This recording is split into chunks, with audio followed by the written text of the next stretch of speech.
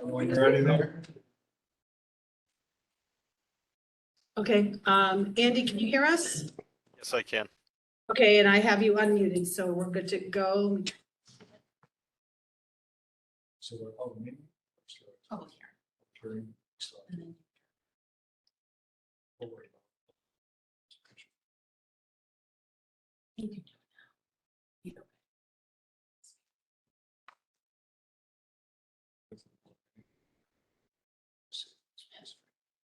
All right, ladies and gentlemen, it is 6:04.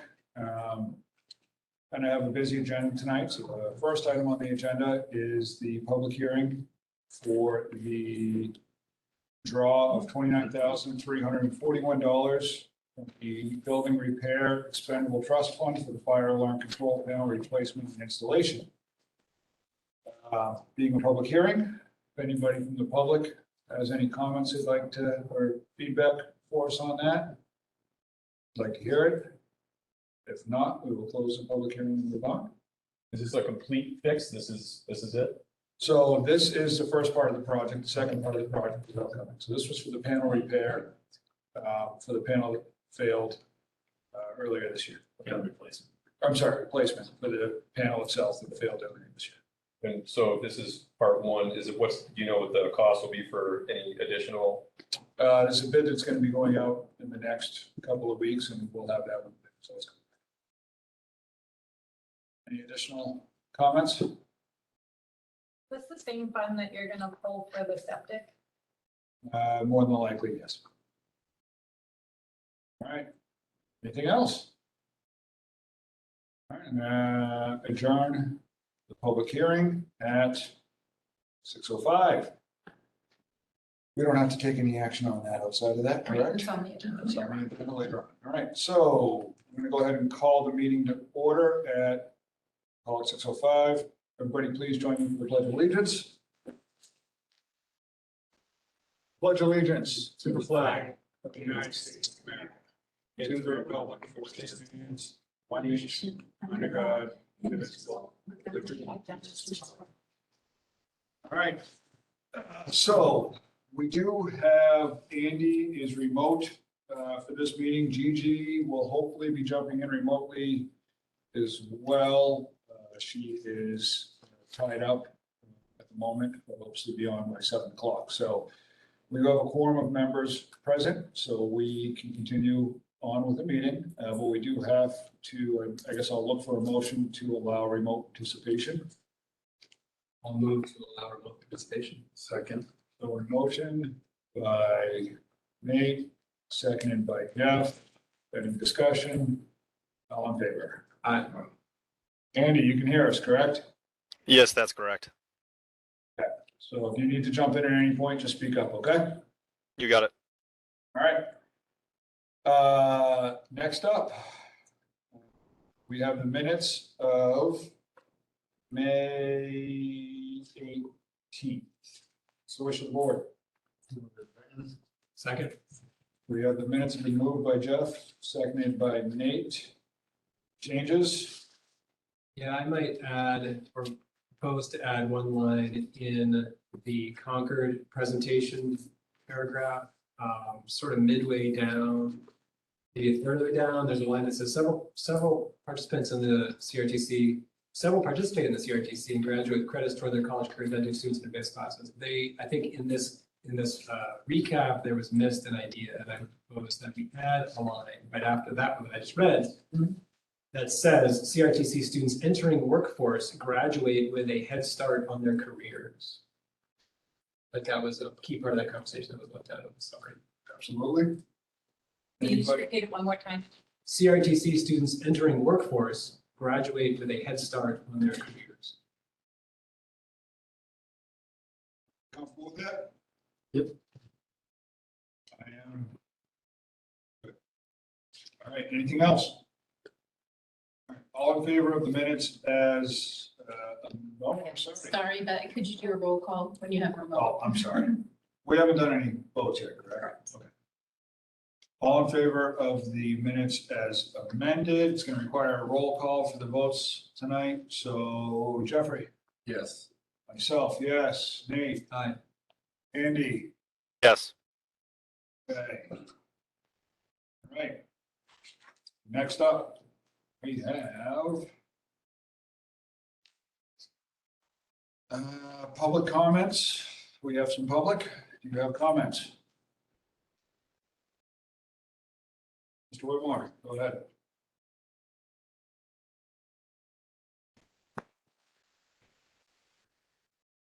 Greg Whitmore, North Road. So 2 weeks ago, sent this email. It says, sent it to the board. I came to the meeting tonight to make public comment. Drag my 6-year-old out on school nights to speak at these meetings. I show up when I do based upon your agenda. My child needs to go to bed and I can't sit at meetings for an unlimited amount of time. Moving public comments deprived me of my right to speak. So I know there were others who showed up at the beginning to speak, and I don't know if they stuck around, but I mean, I have a limited amount of time and I'm showing up based upon what I'm seeing here. So last minute changes, really can put some people out. So please just keep that in mind in the future. If someone comes to speak and they can't because of something like that, that's depriving them of something they want to say. So also in regards to emails, I sent the board a comparison of CRTC courses versus those offered by Co-Brown. And what it looks like is Co-Brown offers an equivalent course for virtually all of the CRTC courses.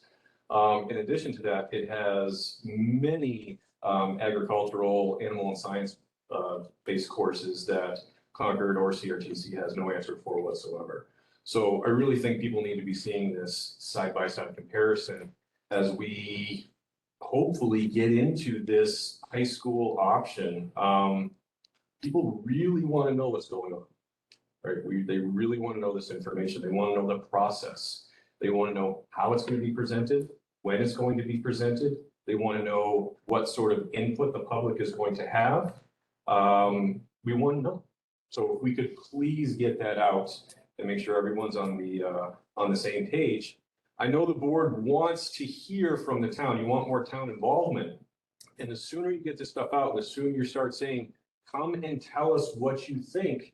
I think you'd be surprised. You're going to get people showing up and telling you exactly where they want their kids to go. I would also love to see Co-Brown and Pembroke Academy get their turn to come in and do a presentation in front of the board and in front of the town. I think that would be fantastic. I mean, Pembroke Academy is in our SAU. Of course, they should be invited to have that option. Co-Brown, right up the road, they should have that choice too. So, get the administration in, bring in students also, let them tell their experiences. I think that would be fair, and I think it would, help give the town a really good introduction to these schools if they're not familiar with. Other than that, I guess that's about it for me. All right, thank you. Mr. Otsy, you are, I believe, the rest of the public, if you have any comments. We got one more, please, two more. Are you public today or are you I'm listening. just listening? Hi, I'm Bobby Ann Dossey. I live on Brown Road.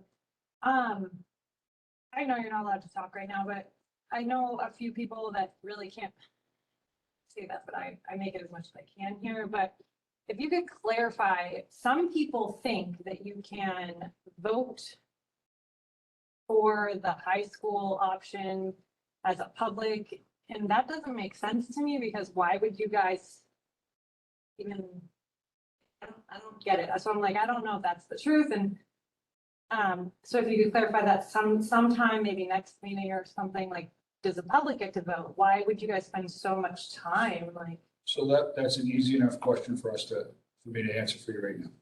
So the school board had a subcommittee that did a bunch of research regarding high school options. They reported back to the board. The board then has entered into negotiations to try to come up with a solution.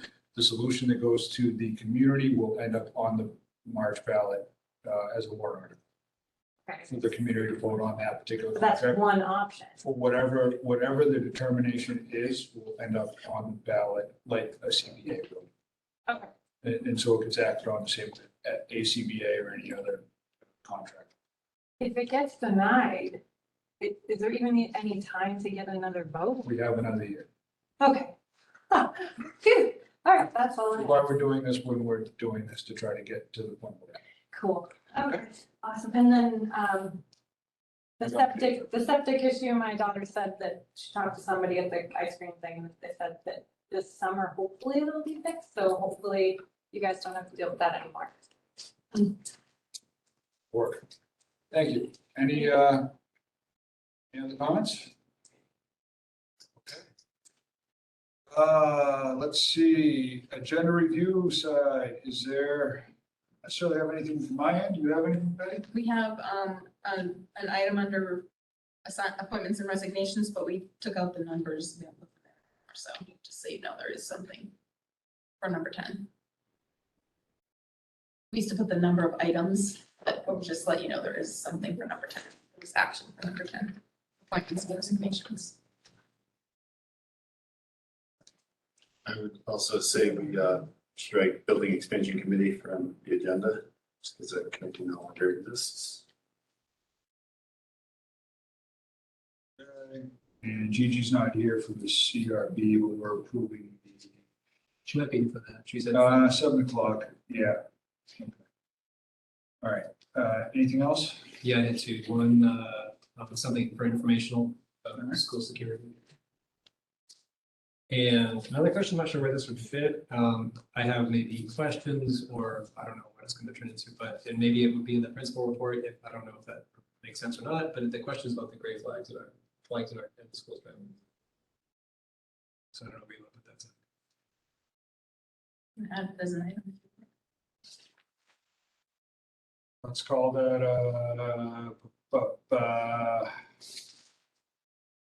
call that 7, So put it under informational. let's just call 40. it 4. 4-0.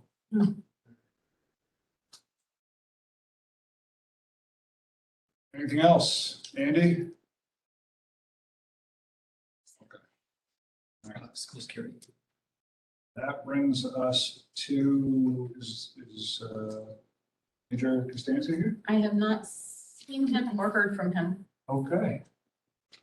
All right, so I am going to, if Mr. Costanza, Major Costanza arrives, we will slide him into the agenda, but otherwise we're going to let it go. That brings us to math curriculum. Math curriculum is behind us. I are. You're gonna project it? All right. We gave, yeah, you guys share with me. Well, we can- No, it's great. I'll just move. We can motor. Let's see. So I'm Jen Schaefer and this is Jamie Alley. We are the math specialists for the school. This year we had the pleasure of reworking our math curriculum. During our time, we focused on how math is taught and structured here at DCS, what our vision here is at DCS for math, and our goals for them in the future. Keeping in mind this vision, we reworked parts of the curriculum. It was revised in 2019 by previous predecessors of us. So we didn't have too much to do on the math competency rubrics. We just reworked our essential plans in the document. We do, it just happened. It's just fancy. It's like, Magic. So the last time we had a full revision, we were diving into the Common Core. So the math specialists at the time looked critically at resources from other states and used a blend of elements to create our own unique and comprehensive DCS mathematics curriculum document. Since then, our school has shifted to competency-based grading. So, and we've created those competency rubrics that are tied to the Common Core. The overall outline of the document and math goals at Deerfield stay the same. The sections highlighted here are the ones that have some additions to them. We used, in making these additions, we used Common Core, Achieve the Core, the National Council of Teachers of Mathematics. We looked at other DCS curriculum documents, and we looked at mathematics at DCS.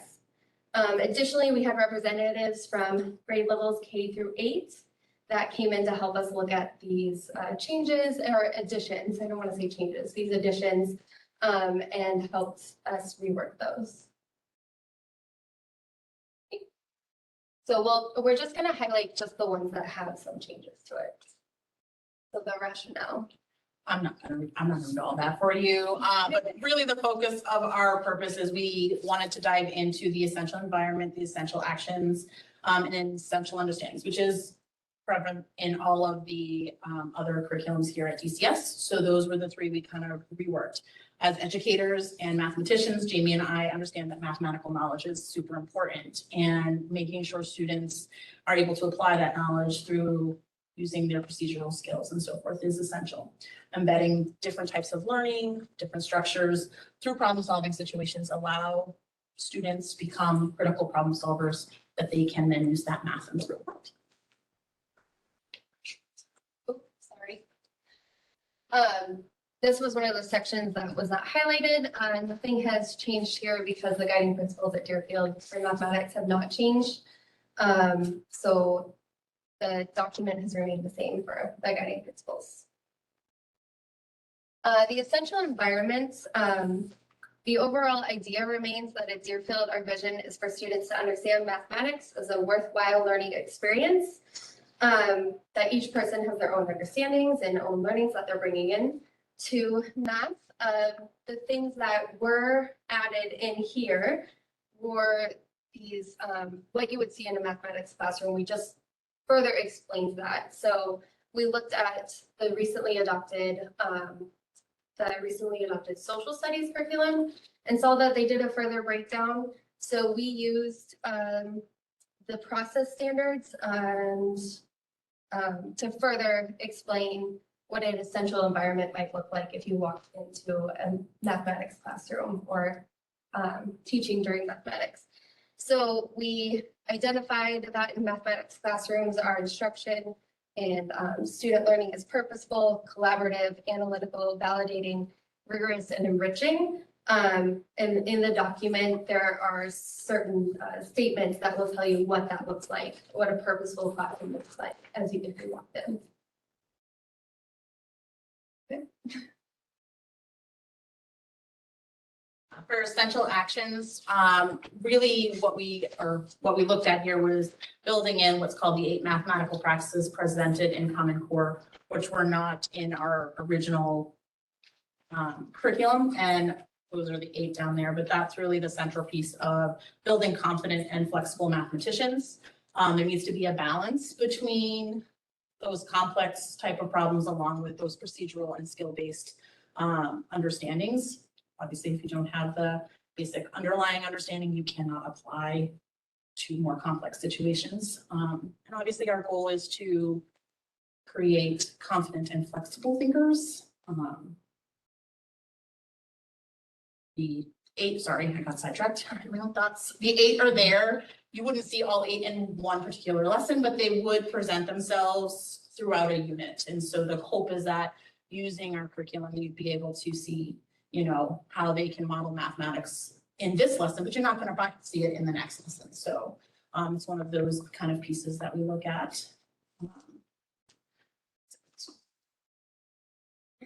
This was another area that had no major changes. In this area, the essential understanding of mathematics, we use the Common Core standards to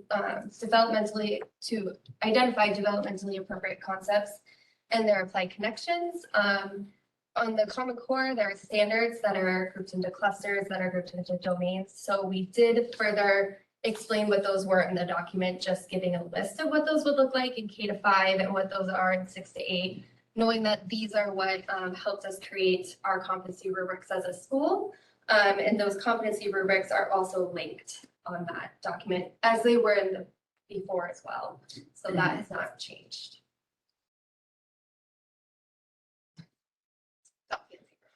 Sorry. So these are the clusters and domains that have been presented and are part of our competency rubrics. And you can see that in grades K to 5, there are 7, but in 6 to 8, they combine the measurement and geometry into one cluster as you move forward in the upper, in middle school. So none of the documents, Jamie already mentioned, the curriculum competency rubric documents were changed because those were just recently updated. We did meet with the teams and go through each of the rubrics with them to make sure if they thought something was misplaced or needed to be added. But all felt pretty confident that the performance indicators attached to the competency, attached to the cluster and the domain were in the right spot. And those are linked in the original documents. Thank you. Yeah. Any questions? Yeah, I guess the only question I have is, with the work that you did, the actual real world, like implementation at DCS, and do you see a lot of changes that are gonna be forthcoming, or is it pretty much just, here's what you guys should be focusing on, you focus on it, everything's good?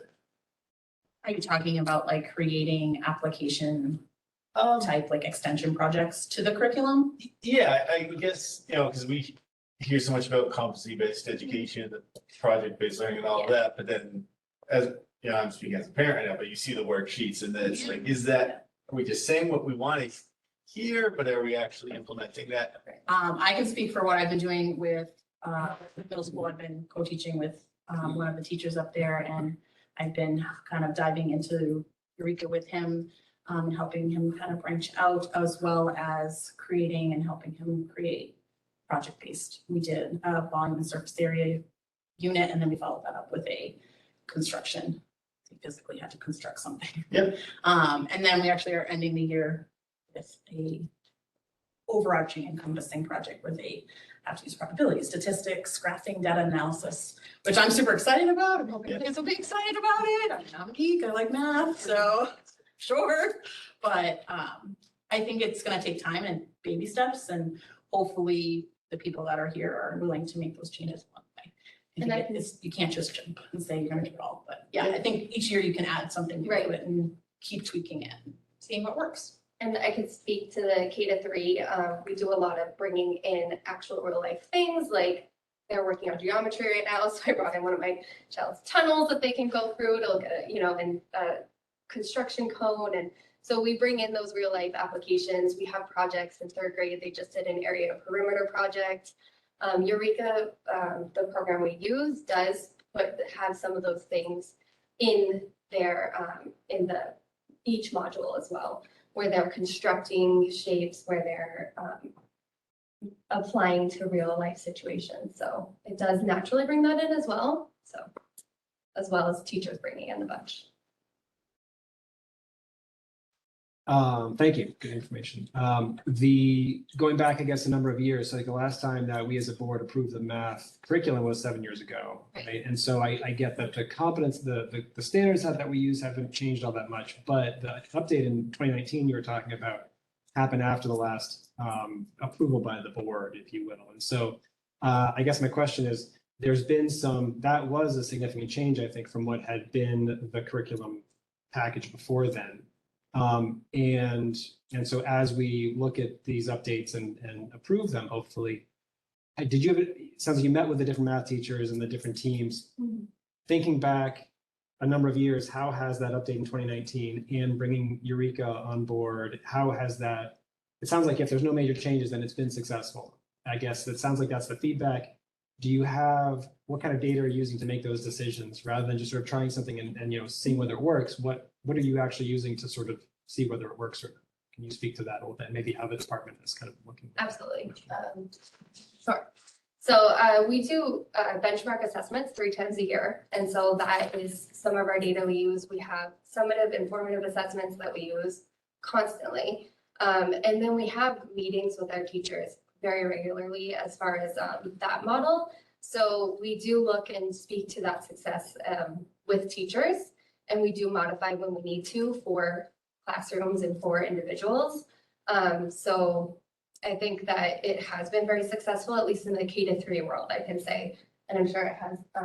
Yeah, I mean, I'm only 2 years in, so I don't know what pre-me looks like for the curriculum, but I think when you're looking at curriculum and you're looking at programs, they're not the same, right? Like they work together. And so I think our curriculum mirrors what we want kids to achieve and as Jamie mentions, those assessments and those benchmarks we use. And I think the curriculum, we're starting to see that connection pull in more with rising scores in certain areas.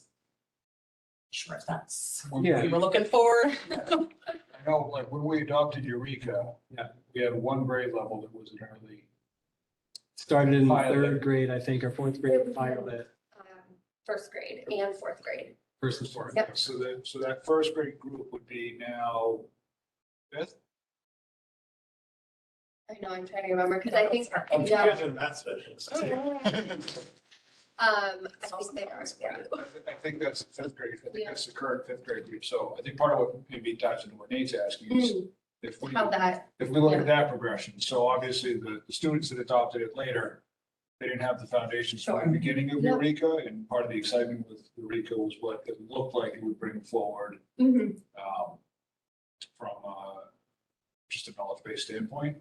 So I mean, that would, I think, from my perspective, maybe Nate was kind of alluding on the same thing, but sure, it'd be interesting to see how those students, especially with the chaos brought on by COVID, right, right, have fared that have had effectively their entire elementary education has been in that model. sure, yeah, And I don't know if that's data that you guys ever look at or ever thought to kind of break out that way, but say, well, let's compare that fifth grade student to the sixth grade student, benchmark Sure. against them.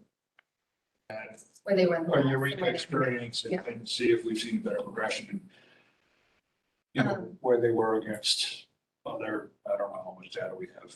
I mean, we have the SAS data that we can Yeah. look at over the years. I know in speaking with a previous math specialist that she had mentioned that our SAS data in third grade specifically had really improved. And I can tell you in speaking to all the teachers, like the knowledge and the questioning that the kids can express now is incredible. It's so cool.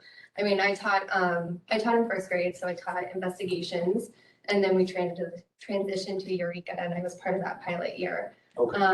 And it was just huge, the things that like, you know, the kids could do and the things you could stretch them to do was just incredible. So I can speak from experience in that and in teaching third grade math. I taught first and third year. Yeah. So I really do feel like it's made a big difference for what the kids can really stretch their brains to do. We do have data. Yeah, we certainly do. It'd be have- interesting. And then, yeah, we can certainly pull that as well. Yeah. Is that This right? is my first year as math specialist and her second, so. Yeah. So certainly something we can pull and look at. Yeah, I mean, from my perspective, it'd be a great way to Yeah. benchmark how that program is done. If there's Absolutely. any way to look at it from a benchmarkable standpoint, Mhm. and just see where the investment's paid off, Mhm. or how the investment's paid off. So it would be, if it was that, it's where that first grade class is now, which I think is fifth grade class. How are they doing against, say, how are they doing against their peers when they were in fifth grade and or the previous year? And see if we can see it there. So what moment in time we benchmark against, and obviously COVID's through a month Right, this year. yeah. But, you know, that may even be more telling to a certain extent to see if, Right. if they didn't suffer the loss during COVID or. Not that I'm trying to find the word for it. No worries, it's definitely interesting to think about and good to see. You like math, right? Definitely.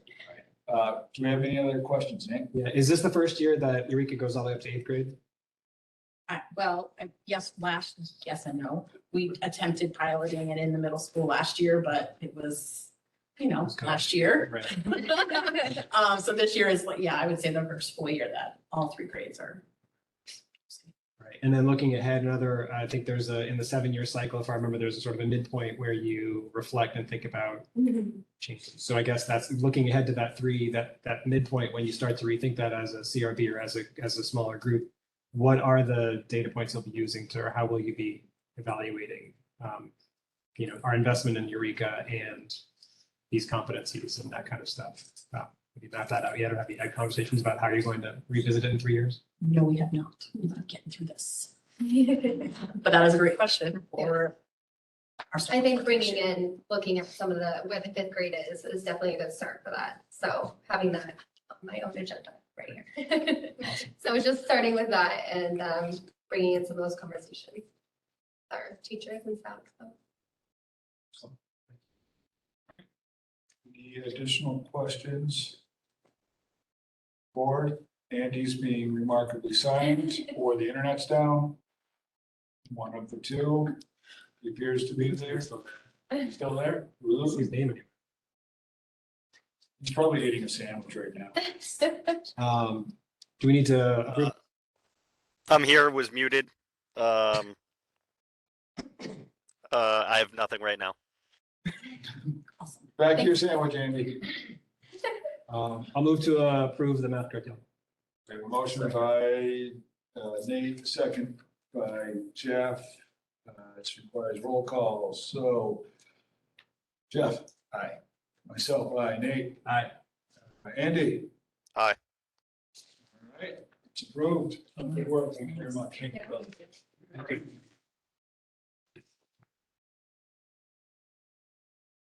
Coming back, Patty? Coming back.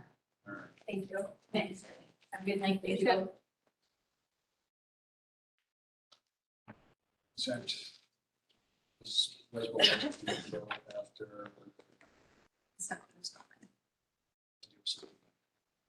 Yes, correct. Correspondence. Had an email from a parent about us adjusting the agenda at the last meeting. Certainly understand his frustration, however, we had a large number of people here, trying to be respectful of their time as well, so obviously the board reserves the right to adjust its agendas. It's discretion, and I apologize for the inconvenience that we've caused, but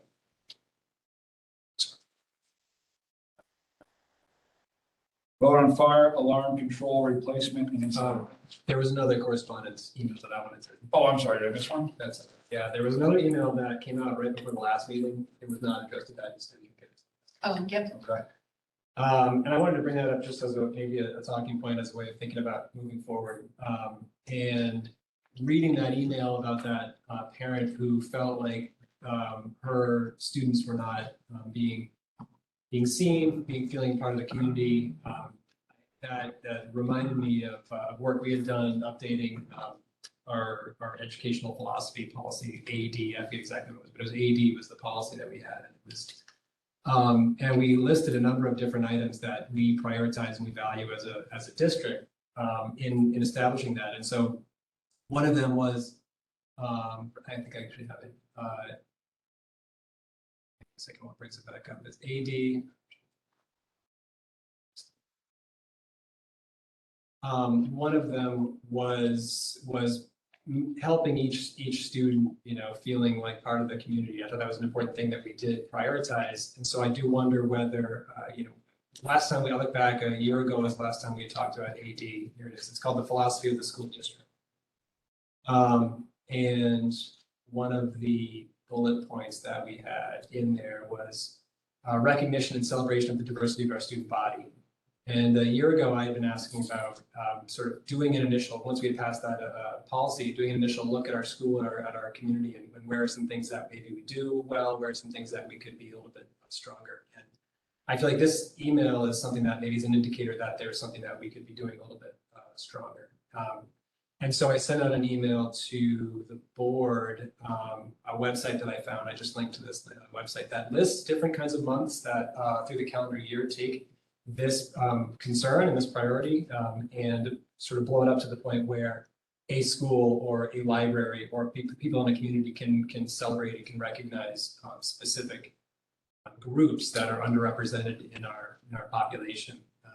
And so, for instance, the one that was referenced, I think, in the email was the API month of May, I believe it is. We're just starting. There's months all throughout the year. So I guess my question is, and maybe I'd be ready to make a motion depending on how we as a board feel about this, but I would, lacking sort of hearing, and I know that COVID's been happening and there's always too much to do, but how do we as a school look at our diversity that we have and recognize and celebrate it? And could we get periodic monthly updates from administration about what we're doing in our school to celebrate, to recognize different groups? Website just came up. So February is African American History Month. March is National Women's History Month, Irish American Heritage Month. May is AAPI, June is Gay Lesbian Pride Month. September, Latino Heritage Month, October, there's like all of these months have these priorities. And I think it's important as a school that we recognize and celebrate these groups. And I would be curious what we are doing. I'm sure we're doing something, and how maybe working in sort of updates periodically, something that I'm interested in pursuing or talking about. Micromanage as a board, but I do want to hear how our school district is recognizing our community. Your thoughts? I agree with your premise. Sounds like a goal setting conversation, to be entirely honest with you. I don't know. Kind of follows the ethos of AD, making sure everyone's included. I agree. I don't want to get into micromanagement of what do you do each month? But it is a good reminder that there's a whole world outside of Deerfield. And, our very, non-diversified town as it is. But there's people of all shapes and sizes in the school. And whether they're the minority or the majority, I thought that email from the parent was a good little wake-up call. It is a diverse community, although not wildly diverse. So I agree with you in principle. I don't know the best way to implement that and make sure that we recognize and, acknowledge them. That's kind of beyond me, but generally, I agree with you and support it. I just don't know that next step as a board. I was just gonna say, I think at one point before, it's like pre-COVID and post-COVID. I know that Mrs. Withy had provided an update to the board, and I know that we were trying to collect information from staff to see, what different activities were being done. So is that maybe a starting place that we can, like you mentioned, getting periodic updates, and is that something that you think you could just gather Yeah, and some I examples? tried to do that as with our AA admin updates of the different things that people were doing Yeah. in classrooms and in schools and, or in our school, so that will continue next year as well. And, we are talking about having some sort of world culture program here. So that will certainly discussions. Yeah, because I think to your point, it's like, there's so many teaching on like Black History Month, right? You do a whole curriculum around, all AAPI, but it's like, where's our role as a board to tell someone how deep to dive into that? So. I guess I feel like we have a policy, and getting one email is never an indication of a whole big picture, right? It's just one experience, one family, but at the same time, it can be, I think, a wake up call that if there's a family that's feeling that way, then maybe that's something that we have a policy. Is it an effective policy? Should we be rethinking how our policies? What we can do as a board, right? I don't want to micromanage, but getting that communication, the community is an important way for us to have some feedback about how things are going. I'd love to hear what other schools are doing too, in terms of they're recognizing. Just do that for their schools.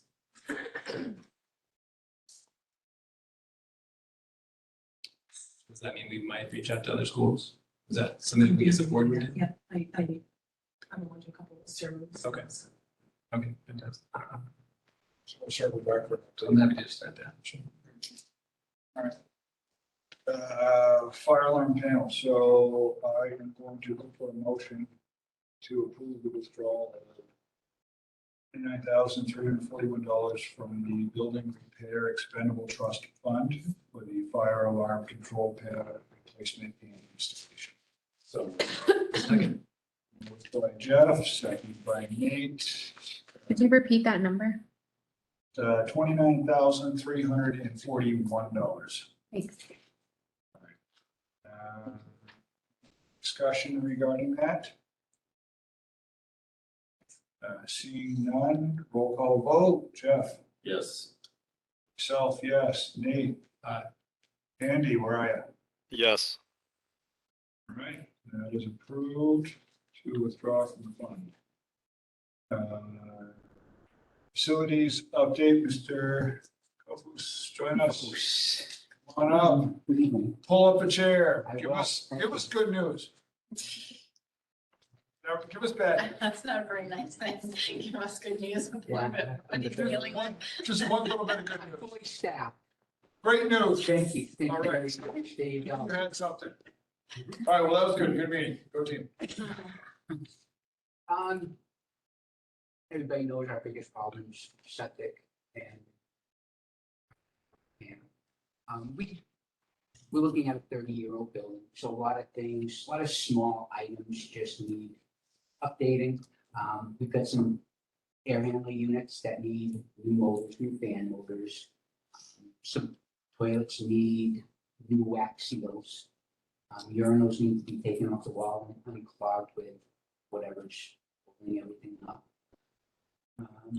Waiting on proposals for the parking lot. I've met with all these contractors. They just haven't gotten their proposals back to me for the loading dock,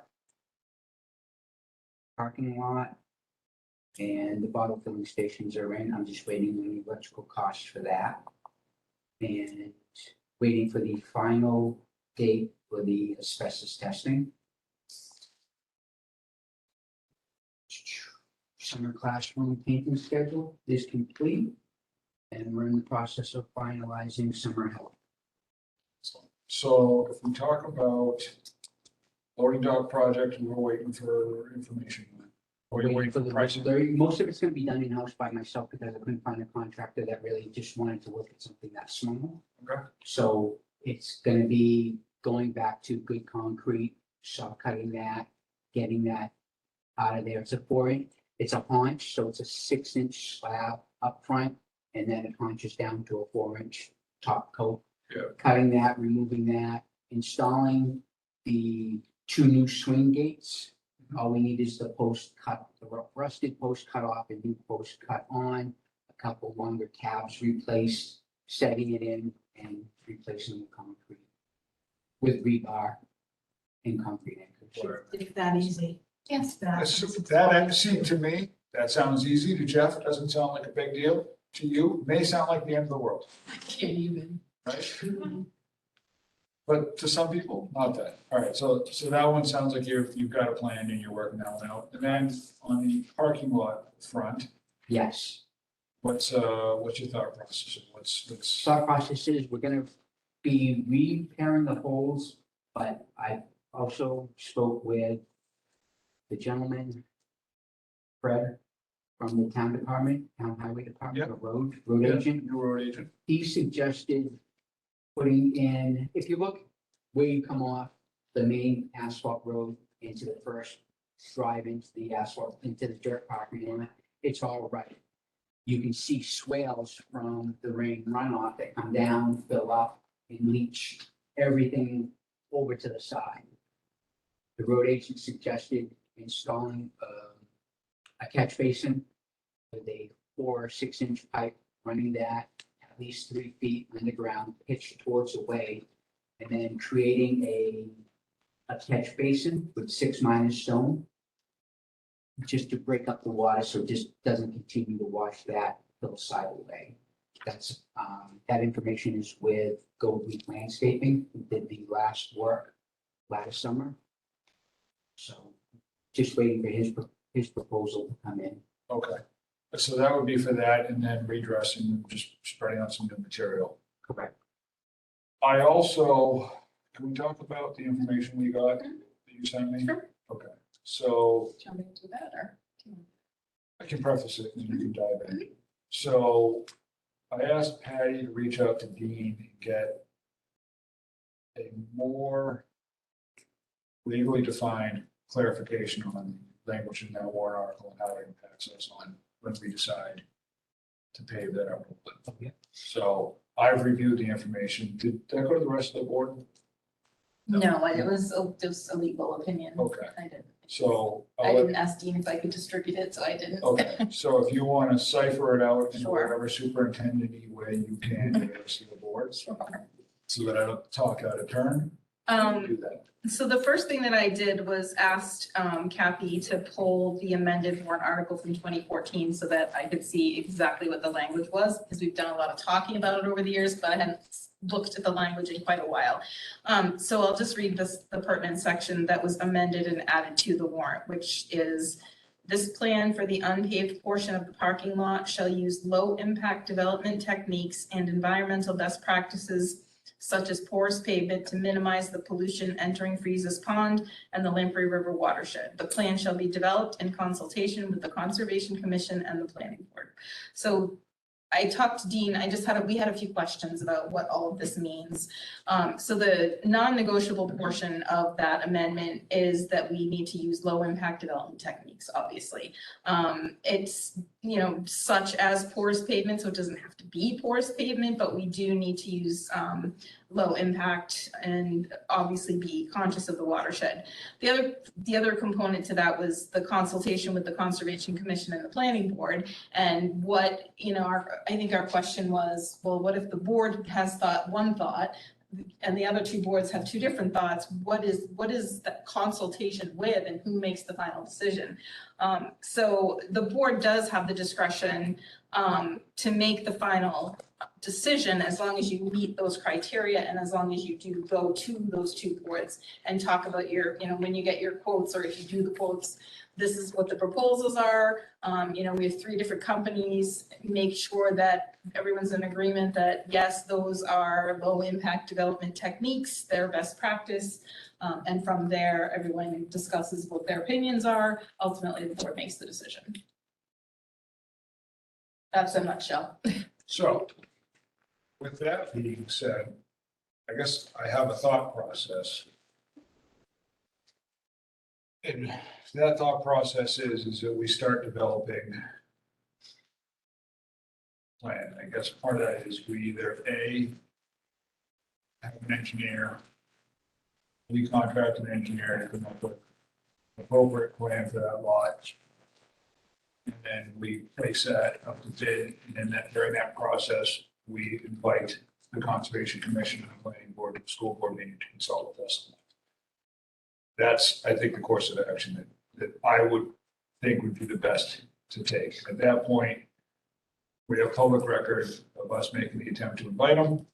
And if they choose to participate, great. If they choose not to participate, I guess, great. But I think it's never going to get done if we don't just kind of saddle it up and so that's my thought process. I don't necessarily know that we need to do the dog leg initially down to the modulars. I think if we stake off a large enough area up there and we stripe it and line it, we can satisfy. I think you and I talked about this a year or so walking around up there. I think we did about cleaning that up and getting the real estate we needed to get the cars parked in there. Correct. I think that was something that I had considered. Without any lines and stripes, you can kind of squeeze cars in wherever you can and park around corners. And we would need to find out when it's engineered exactly how many lined spaces there would be and is it sufficient? Yeah, so that. Because right now it's like Oh, free for all so up there. So maybe this is gonna be a bit of information. We only have a few days left to capture. How many cars are up there on any given day? Oh, I got notes on that. Good man. So you don't have to run up and count them in the middle of the day No. between now and the end of the school year? Yep. Okay, so I mean, if we have that number, that's obviously a key component. Obviously, with a little bit of overlap, but I think ultimately the question is, at one point going back, oh God, Jim was the chairman, so we're what, 3+4 years ago when we were noodling that around. The town's engineer, town's civil engineer. So it sounded like they would be available to do it. They're already contracted with the town. Drawing a blank on his name, so they have put I down. remember, but I don't Mr. remember. Harrington can. Yeah. Provide that, but that may be a means for us to finalize that project. I think from a funding mechanism, the question for you, Patty, is how can we fund the engineering out of the paving plan? What is the I engineering? think so. I mean, it didn't, It's well, I part should of- say that. Let me look and see what the language is. And I don't know what the engineering costs, but we could probably get a soft estimate. It says the purpose of funding a facility paving plan. Okay. So I think it includes the planning and the paving. So I think from an initial standpoint, the first step for us is to do the engineering. And I think it's as simple as just making sure that whatever the plan for the paving is includes grading the subbase to get the water located where we want it, into the drains, and possibly just improving the drains with the water. Can we have direction from the board? Did you want to reach out to multiple civil engineers, or would you like us to just go I ahead and think use if we use it. if the the person that already town's- works in our the town? Town civil engineer is available. Okay. And I'm drawing a blank on his name. The town has a contract with civil engineers. Okay. You know, obviously we'd be fine. Just, If it's over 5,000, would we still like to put it out the bid? The board can waive its own policy. That's why we want direction from you. and so that engineer has been vetted by the town and the highway department, which is why I would be most comfortable using that. They've satisfied it being the engineer of record for the town. So I think it's an extension. Our rivers and ponds, they're familiar with, they've already work on our infrastructure, Every so. ounce of it. Would And make when I sense. was on the, one of the police department planning committees, the familiarity he had with the town was remarkable. He knew every nook and cranny of this town, and we walked a bunch of different sites, and clearly was wealth of knowledge. Very familiar with that lot here. So I would like to proceed with the first phase, which is getting the engineering done. So I would look for a motion to authorize administration to contact the engineer and get an engineer so the plan's done. Is cognizant of that one. To a certain price limit? We're just gonna say carte blanche, like just go to it? Should we? It's just for the design of the plans, correct? Right now it's the engineer, so. But it's, Is that 100,000? What is it? I, 10,000? I've got numbers from an engineer that I've worked with before. We can kind of use his as a comparison to see as a benchmark. I mean, you can certainly, I suspect that if you call him and get a rough cost, they'll be able to. I mean, if you want to put a cap on it, we can, but.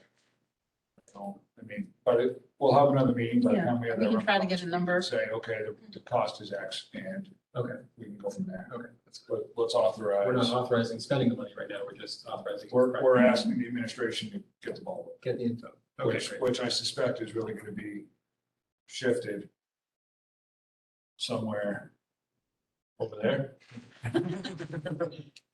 Not that you don't have enough to do, Chris, but I will email John and get the gentleman's name and get the ball rolling. so does that need to be done formally with a motion, or because we're not drawing funds, does it not? I think it's okay if we'll just make the initial contact and try to get a price from him to design it, and then you can make that decision. Work, And there's a second part coming up on this, okay? which is independent of that parking. But it involves Jeff, and it's kind of a facilities thing, and it involves, Septic? yes, Yeah. what's going on? Crickets. All right, So when you get a hold of him, Mhm. please, and if you can get, if he's going to come out and meet, I would love either myself or Jeff to be here just to hear and stress the levels of urgency. Mhm. Has no one come yet? the last update I got was May 25th, and they were working on the proposal still, which doesn't entirely shock me. Everyone is weeks behind, but I mean, to get a proposal out for the design, we should have seen it by now, so. Yeah. Don't wait. Yeah. That So, was from LBI. Their consultant. Person they work with. so I also spoke with Rick Pelletier as the health officer yesterday. Mhm. I was trying to get phone calls from the health officer. He has, which I mentioned to you, but he has the as-bills for the existing system on the hill. He said it was about 12 years old. I didn't necessarily grab the exact date, but it is a non-pipe and stone system, that is envirotech, septic. So I certainly, my own personal experience is anytime anything within pipe and stone goes in the ground, this seems to be a 10 or 12-year, 15-year process. Elgin's, Enviro, I don't care. So I certainly am in favor. Pipe and stone and miles of it up there. So that we're never getting this again. Can you just say louder what it is? Say Envirotech? Is that- Is it Envirotech or Enviroseptic? Enviroseptic? Yeah, okay, all right. So, yeah, and so for the engineer, there is a set of as-built in Rick's office for that system. We're not gonna need a copy of them fairly soon, because we're gonna tear it all out of the ground anyway, but we certainly need a copy. And then Rick asked that he gets the plans before they go to the state. He said the state will not approve them without his stamp on them first. So I'm now passing them along. But if we can get a hold of the town's engineer and see if we can move these projects. Priority one's gonna be up the hill, obviously, but priority two down there. Due to the urgency of call it a meeting to approve expenditure. I think we need to do that. You have a meeting in 2 weeks and we probably won't get anything quicker than that, I would think, Well, but we'll try. if we can, we need to show up on a Monday night in 20 minutes, let's just make it happen. All right. That was my fire. Jeff? So it sounds like, do you have proposals coming in for the urinal replacements as well? Or they just need to be done? Oh, no, they're just rubber, the wax seals. I'll just pull those. No, the urinals that are bagged, that aren't working, I think they're clogged maybe Yeah. upstairs. Do you have proposals coming in for those or? No, I'll just take care of that now. Is there a, with them coming off the wall, is there a reason to not replace them? I mean, the porcelain part, I can't imagine there's a whole lot that can fail on, but is there a reason to just not replace them and Go touchless or? go touchless or swap out the flush valve at the same? I'm asking from is that, if you're gonna take it off the wall, is that the opportunity to just put it in the dumpster and? No, because someone threw something down there and it didn't make it all the way through, so it's just unclogging it. And the snake that I have just won't make those turns. So pulling it off Is he a clean? seems like I'm gonna have a nice 3 or 4 inch hole to look at. And it's Not really a hole you wanna look at. I've looked at everything. So. If it needs a new flush valve or anything like that, I've got them on stock so I can replace them. But I don't, in touchless, I'm not a big fan. I guess my question for you is just, I know we loaded you up to the max. Would it help if we as a board authorized you to just get someone like Hey, the plumber. to just come and do it and take it off I your mean, plate? from a bandwidth standpoint, I would accept more money for more contractors. Plumbing would be fantastic. Just, I So- mean, it so- wouldn't have to be done right away because I don't want to close down any bathrooms more than they have to be.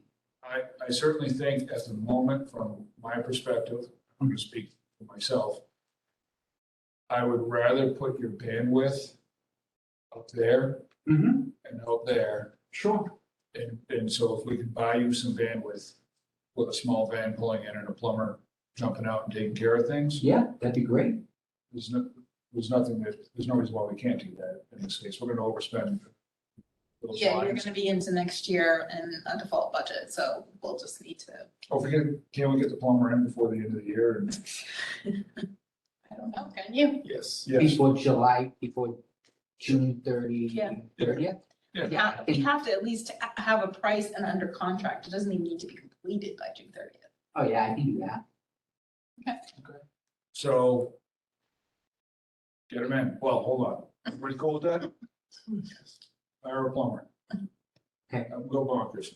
Okay. But It probably won't start until June 15th to get them in here. That gets the kids cleared out of the building, Yeah. so. If there's a laundry list of things they can go through and do, they need to install the water bubblers, or is that? Is that an electrician? I need the electrician to run a power to it, and then it's just the water line was there, and then just the drain pipe. If they hook it up and it frees you up 8 hours of a day to focus on problem A and problem B, Okay, your bandwidth is much better spent with us there than it is chasing drain lines and snaking right now. sure. Not that we certainly appreciate you doing all those things, but let's go let's go slay the big fish. Sure. Yeah, we have water bubblers, we've got one urinal, or are there other urinals, just one urinal that's fitting? Just one. Yeah, but I mean, if there's toilets that you flush up, I mean, whatever it is, you may as well just send them through the building, just make it all work. Sure. Every toilet in the building, every sink in the building, let's just go ahead and say it all needs to work. And pick a corner and go. There's no reason why we don't just have it. Is this a motion or you had said motion before, so I just wanna. Give me a motion, Brad. No, I'll just, So just. And then as far as, is there anything else that frees up bandwidth?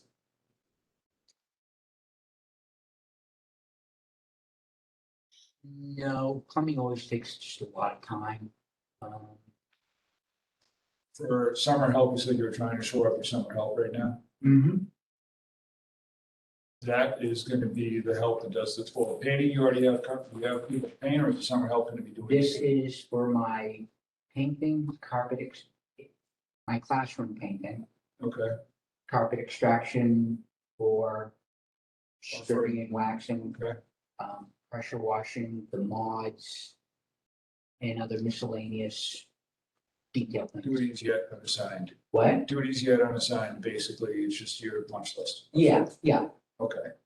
So do you have prospects on finding summer help, or are you finding that? Yeah, I've got, right now, I think I have a total of 7 people, a couple part-timers, Okay, so you think you'll, part-timers and 4 full-timers. so you think you'll be okay with that then, as far as getting the summer help that you're gonna need? Yeah, yep, a lot of them are returning and bringing friends, so, yeah. Okay, all right, so if it starts to run into a situation where you're looking like you're not gonna have enough summer help, and there's a function that can be subbed out, a company that comes in and does the floors, and Sure. frees up that bandwidth so the summer help can focus on the painting, the pressure washing, and all the other things. Yep. Please let us know, You got it. and then we can just help you blast through all that stuff so that, you're not here 20 hours a day trying to get it done, because we know you're gonna do that to yourself.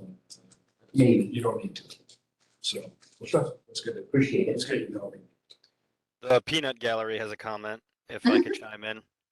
No. Um, on the notion of summer help, with the CRTC students that came to our last meeting, they talked about some of the programs that they've been involved with, the work experience that they've had. Is there a role that they could play in assisting with some of the projects that we have around the school, either as paid or internships, or some sort of is there some sort of cooperative program that we could put in place to leverage those folks with those skills that we need on a kind of ad hoc basis?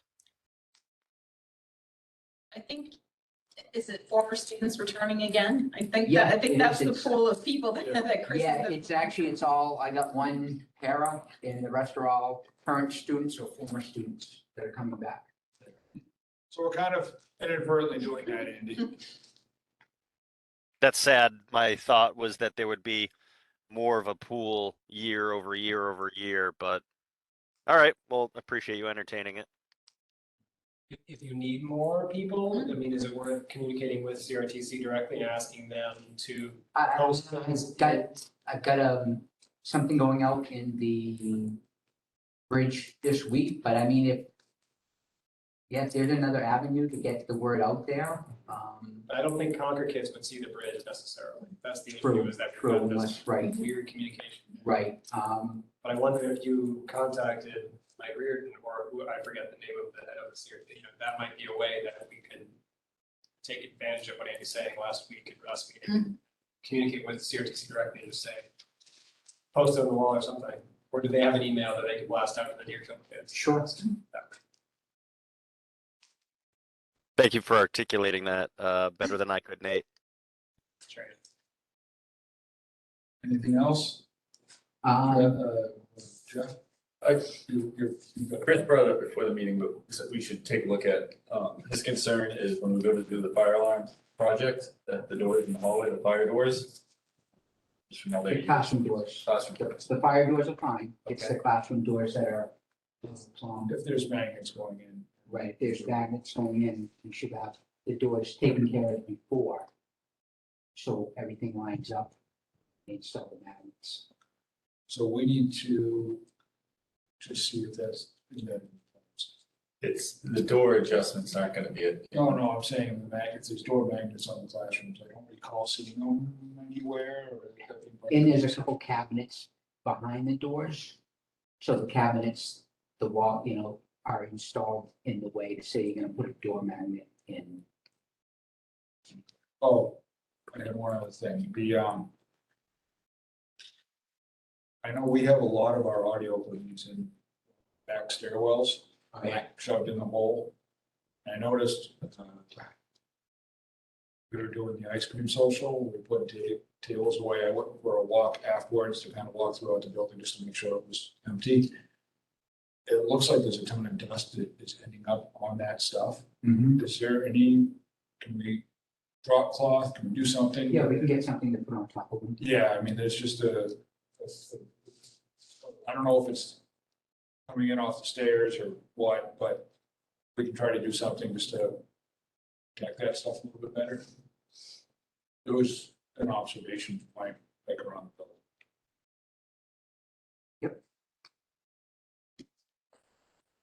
So who looks at this door question? Is that part of our? We need to, Jeff, can you look at the plans to see if there's magnets with the classrooms?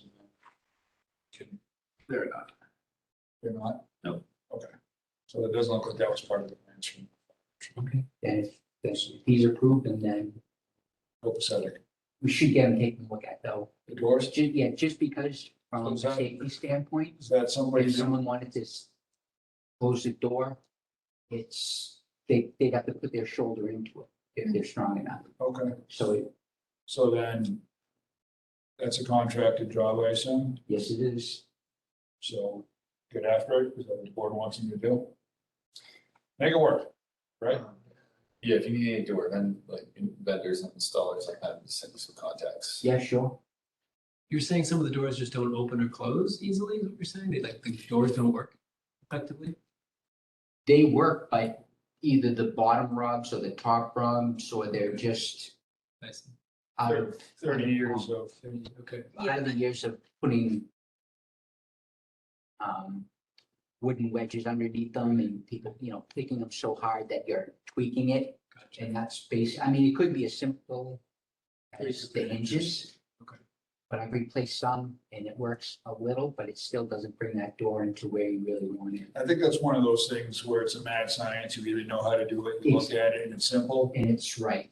and it's right, Or you or spend an hour on 2 hours on one door where it would have taken. take somebody that knows how to read it, Sure. they're in and out, so. Are there still grant funds available from the school hardening projects? Because I know quite a few schools have upgraded their classroom doors under that. I don't know if there's any further funding. We took advantage of, we did all of our security improvements with that money. I haven't heard of any updated. Have you received anything that there were any homeland security grants? I'll reach out to Denny. She mentioned something, she would know that for Yeah, sure. but I mean, that would be the perfect place to look, Yeah. because that is a safety issue. The doors need to shut and close easily. Homeland Security and the fire marshal have two different opinions on which way we should open. Mm-hmm. Well, yeah, I'm just talking about whatever, they're hinged, they should be able to be closed easily without Very, shoving they have very different Yes. opinions on that. and locking them and from which side they're locked. Yes, we Yes. went through all of those I inspections. remember that conversation. I remember. When you have to pick if you're gonna follow what fire says or what the police say. There was Just don't Homeland wanna be- Security wins. always the guy with the Homeland guns. Security That's who was at the end of the day. All right. Do we have anything else for Chris? Or have we caused enough chaos in his life tonight? I got one more. Oh, you've got more for us. I Got love one it. more for you guys. Stairwell painting. I've only received one number. I didn't officially get out in our Amber to let it be known. Is that too late to continue with? Did you try to get quotes and you only got one person to respond? Is that Yeah, what you did? well, yes, only one person responded. It wasn't a RFP sent out, like we do for other big Wouldn't- yeah, that- projects. Without giving the vendor name, how much was? 15. That needs an update. Was that approved? Was that on your sheet? That is not, that was That kind of wasn't one of the- a last minute add to my sheet. So it's just stairwell painting, but the classroom painting we're doing in-house. I can certainly see the purpose for selling instead, so. Yeah, getting the next staging. So, That's definitely the board would need to waive an RFP. You have to waive your policy for this project if that's what you choose to do. So you reached out to multiple vendors? Yes.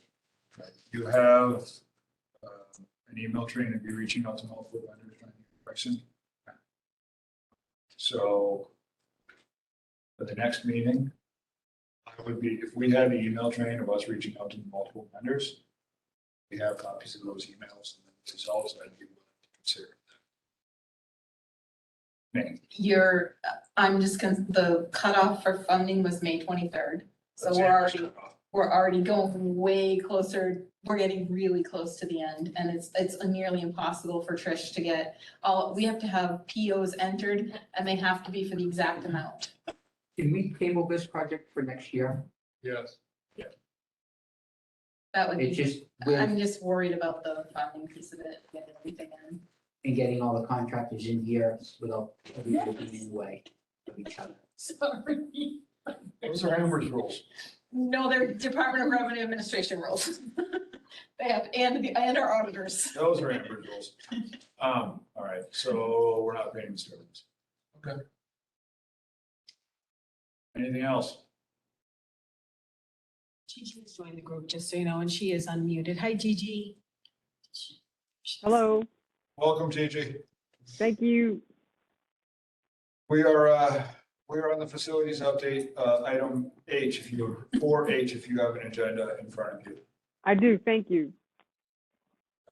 All right. Anything else for Chris? Or Chris, anything else for us? No. Run. Thank you for everything. My pleasure. While we're on facility updates, can I ask two questions? Yes. So Amber has everything she needs for the fire alarm RFP? Not even close. No. What's the issue? The issue is that when it came in, it was very close to just template language. And she said as someone outside of the process, by reading that, she wasn't even entirely sure what we were looking for. So That she needed much more detail and the specs needed to be, included in, they were like teeny tiny.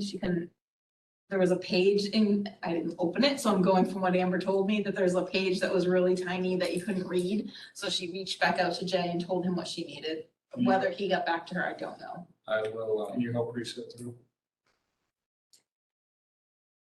But Amber came into me right after she received it and said didn't have enough information.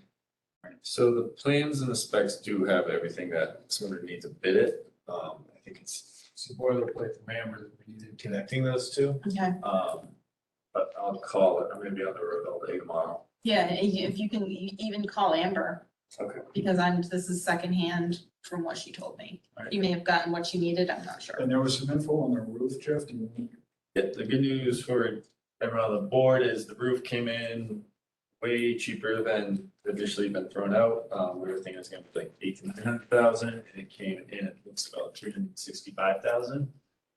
So number we've had. That is the flat roof only, that's not the Pitch roof. pitched roof over us, but, And is that replacing or? yes, that's to, There was a question about overlaying. yeah, so they're working on it right now. They put it with a slash and keep. They're still not getting the update to me, like everything is right now. That was May 25th. Good news is, you know, it's not gonna take as much of a hit as we thought it might to our, Excellent. so. Free up some other projects. Got to see this old girl up. Yeah. So that's for this year? That will be, I think that's a plan and get it ready so that it's on deck for like July 1, or not even July 1, but like June 15th of next year. Oh, We'll get it ready to rock over the next few months so that Okay. we're scheduled and on deck. Does that make sense? 'Cause there's no way we get it done as much as I'd love to just kill it this summer. There's no way it's gonna get How long does it take? Is that like a school vacation item or is it longer than a week? Longer than a week, because are they lifting all the old insulation or just? right now they've got moving all the stone, slashing it, they're gonna, I'm not familiar with a slash and keep, whatever that means. But they break the membrane and then. Right, they slice the membrane and then lay another membrane over it, I think they said. Yeah, but there was another option about adding some additional insulation as well. The new roof won't be ballasted. correct, It won't be ballasted. It's no longer the. That's nothing. but, I need to follow up with Jake, it's just. Yeah. Keep giving them calls. But, you know, if there's an opportunity, we're gonna have the funding will be in place July 1st effectively for that project. Comfortably. At this point. Is it only the flat roof that we're experiencing leaks on? We have one where it comes off the pitched roof. It's in the gym and you can see some stains on the ceiling tile. Yep. I don't know how active it is. I don't think it's that active. But that might be addressed once the new flat roof is installed. So that's gonna be, the gym in its entirety is under pitched roof. So the pitched roof gets wider when you go back over the gym, correct? Or is there a flat roof over the gym where they manage to leave pitched roof and flat? roof? It's hard to, I took a picture the other day. there you go. It is with your drone. No, I was sightseeing over Deerfield and I happened to go over to school and said, oh, that's cool, I took a picture. So there is two roof pitches. This is a smaller one. When it steps back beyond this, the entire gym is under one pitched roof. So that answers that question.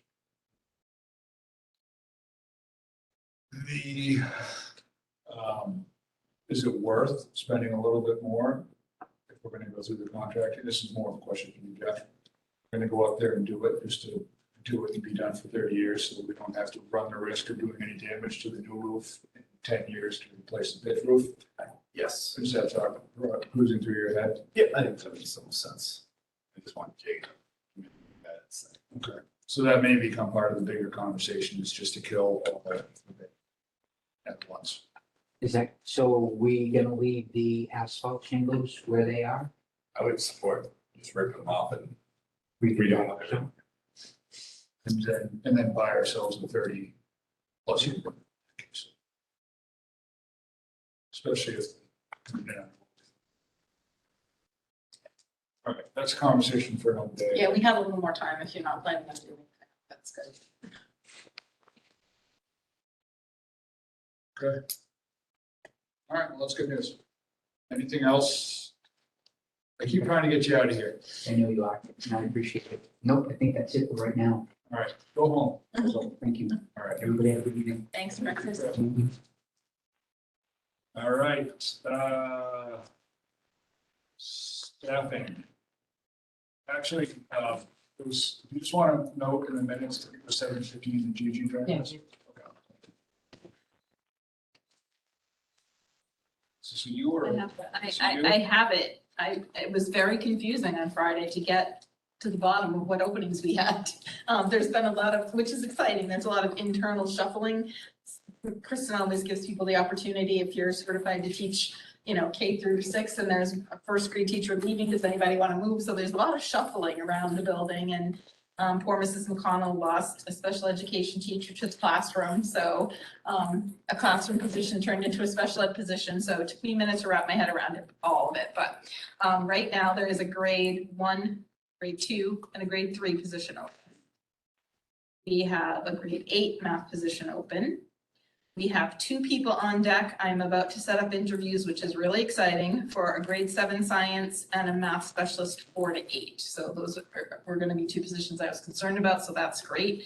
We have a special ed opening, and then I think Mrs. Withy is going to talk about world language tonight. Yes? Yes, Is that a I now?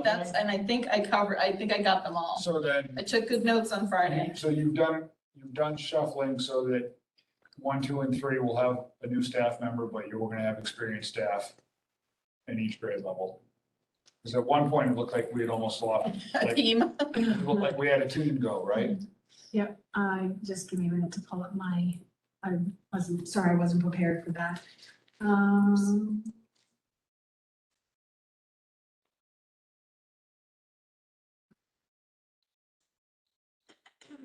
So, yes, we did, we could have lost 2 first grade teachers. We lost a second grade teacher. So it was the teams were gonna need some support. So, do you want to name names or just? I don't think yet. Okay, so we have a 3rd grade teacher going to kindergarten. Is that okay? Is it public? Do people know? In the school they do. Okay. Yeah. Now we do. I was gonna say, as long as people know. Yeah. We have a special ed case manager who is going into a first grade classroom. So she has some experience going into first grade. We have a 3rd grade teacher going, a second grade position became available because a second grade teacher moved into the special ed position. So that's the only one that I would add to your list. Oh, right, I forgot. So a second grade teacher, a grade level case manager became available because we had somebody going to first grade. A second grade teacher said, "Oh, I think I want that. I think I want to do that." So she's stepping out of the classroom to teach, to be a case manager. And so a 3rd grade teacher said, "Oh, a second grade position is available. I love second grade." So a 3rd grade teacher is coming out of 3rd grade and going to be a second grade teacher. Got all that? Yes. That's why I just gave you the openings. I like your start. This is more confusing, but I like it. Go ahead. What else you got? We have an 8th grade opening because we had to move an 8th grade math teacher, moved down to the 6th grade math position that was left vacant. And we have another special ed case manager that has moved into another 8th grade position that we'll have to, I think we're gonna be talking. Yeah, about we have that. a resignation that, that somebody is already filling within. So we are looking for a case manager still, but at the middle school level. And then are you doing some shuffling in the middle school from, are there looping going on?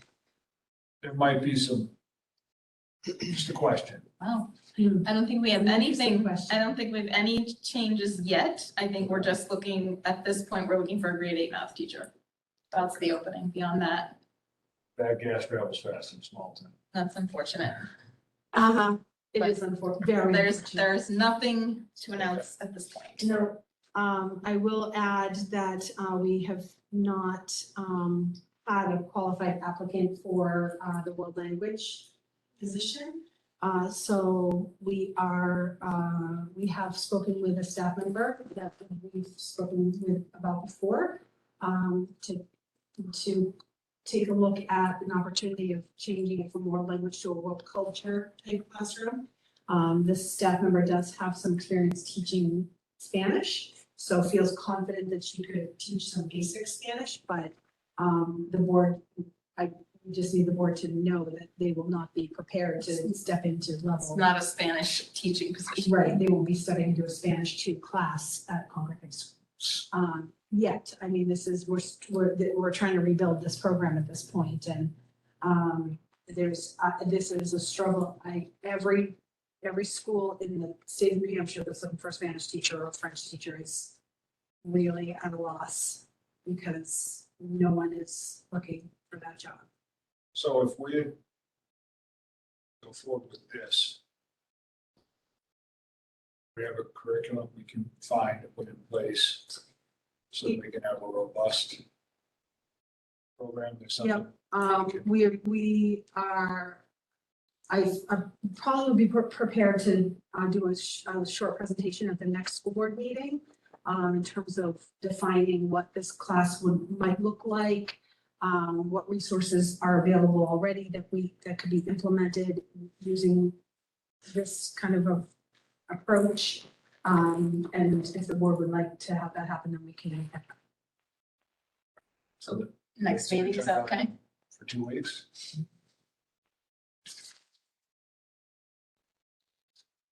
Any additional questions? It sounds like you're keeping this in but having a possibility somehow of getting some language would be good.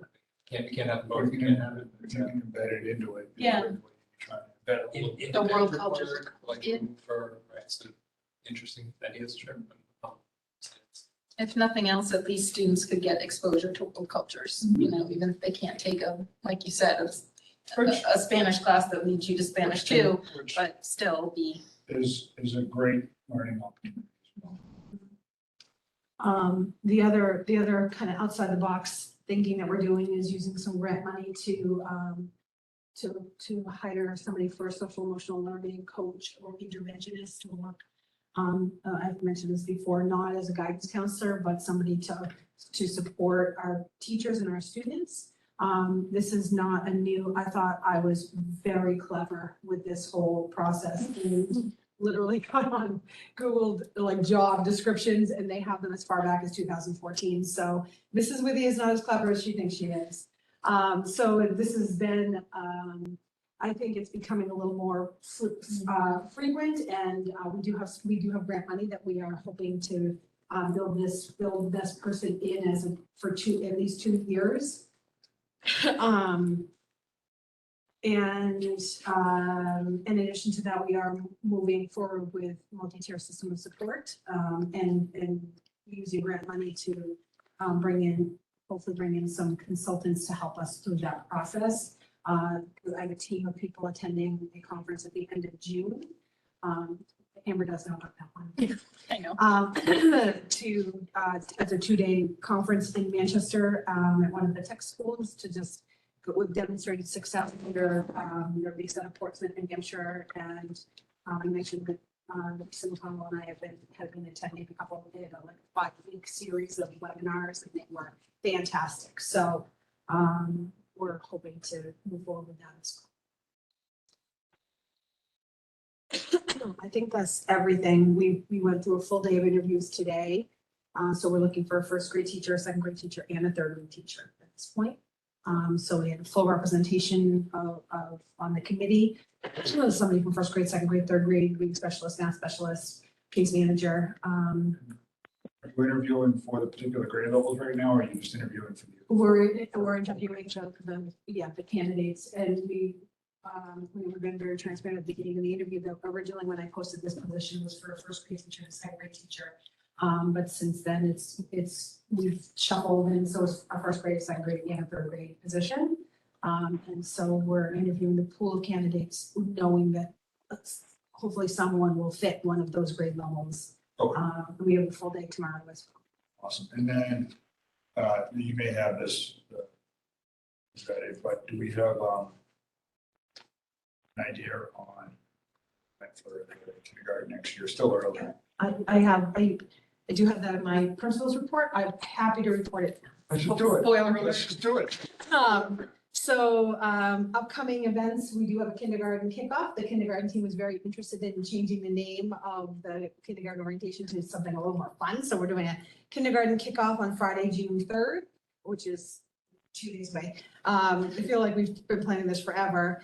So there will be no kindergarten or preschool that particular day because the team, the kindergarten team and the preschool team is very involved in this whole process. The rising kindergartners can take the bus. We have that whole thing planned out. They'll arrive around a little bit before 10 o'clock. The event goes from 10 to 11:30. Parents and guardians join that particular day. And we have currently 50 enrolled kindergartners and we have 4 kindergarten classrooms, as you know, for the 22 school year. And 22 of those students are rising kindergartners from the preschool program. And we typically will still find some more Oh, yeah, students will over the summer. arrive over the course of the summer. So we're probably going to land somewhere on that 55, 56. 55, which is good because I've always, Mr. Grieve always tells me the magic number is 55 for 4. So I think we'll probably be up there. So I think it was a very good decision to go with 4. Yeah, and we talked about that on Friday too, kind of looking at those numbers, and this is to credit to Mrs. Withy that of any time to have low class sizes in kindergarten, it would be now for students and children that were at during COVID, and a lot of them did not get the daycare experience or the preschool experience. So I hope the numbers stay fairly low. And then do we know where that will put us approximately for total enrollment for next year? We have those numbers available for you for the next board So we meeting. can see that sheet next Yeah, year at the next meeting. I have that in my notes to do that for next meeting. And then is it too early to forecast on the preschool side? The thing with preschool is that we're responsible to teach them on their 3rd birthday for special education students, so they will filter in throughout the year. Oh, I mean, I'm sure we have a sense of signups now, but that number fluctuates big time. Yeah. We definitely have in the range of 20 or so 3rd grade, 3-year-olds going into the 4-year-old Right. program. I guess that's an easier number to capture. Yeah. So And then I'll, it's potentially, if it stays consistent somewhere in that 20 student mark, which Yeah. would put us about 40 in preschool. the preschool teachers definitely, we did the whole registration and if I remember correctly, they are full. I don't have the number and I think there's a couple kids on a waiting list, typicals, on a waiting list, special ed students we always get discount. But I'll have those numbers for you for sure. Next time. Awesome. All right. Anything else on that?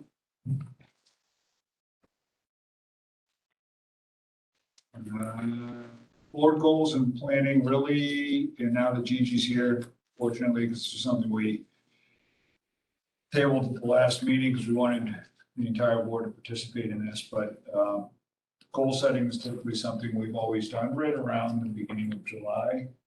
Right, and in the beginning of July during summer break. So I think the big question, in regards to this is when, where, and how do we want to do our goal setting board? It's taken, I guess, a number of formats over the years. We've done it as casually as a conversation over breakfast. We've had it, I guess, almost more formal, but as a work session inside the building before. I know we need to pin down a time and get it on the calendar. So Gigi and Andy, assuming you're still there right now. Yep, there. So thoughts from you guys on, how do we want to do this? Do we want to do, actually, I think even at one point we brought breakfast in and just kind of sat down in the conference room and we've done it. We've done lots of different ways, yeah. So how do we want to do it? But we all need to sit down in a less formal. The biggest issue is picking a date, because once July hits, people are We scatter. vacations, right? And everyone seems to have different weeks of vacation, so the date is really important So to nail down. really the end of June, beginning of July is typically ideal. Yeah, except this time I'm not. See, that's See, what when's I'm your saying. vacation? Mine's in the beginning of July. It's beginning of July, the middle of July. Okay. And the superintendent's conference is the last week of June, so the 27th, 28th, 29th. So the other. Could do it on the 30th. That's the NTSS conference. So the other avenue we could take is Week of the 20th. yeah, treat it more of a work session format and, I mean, back in the day, we used to dinner, but pizzas, but we can order some food in and it's a public meeting, it's open to the public, obviously, but What's the date that you're talking about? Because I just heard the 30th and then the 20 something. It seems like the week of the 27th is out, so I'm looking at the week of the 20th. I don't know if that's too soon or if that works for people.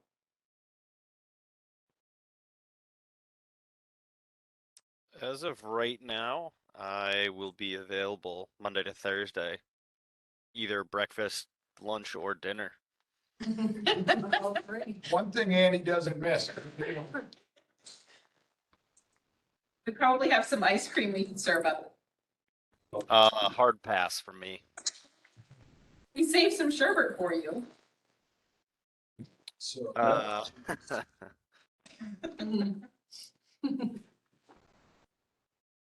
so if it was the week of the 20th. I get to Wednesday, Thursday, so the 22nd.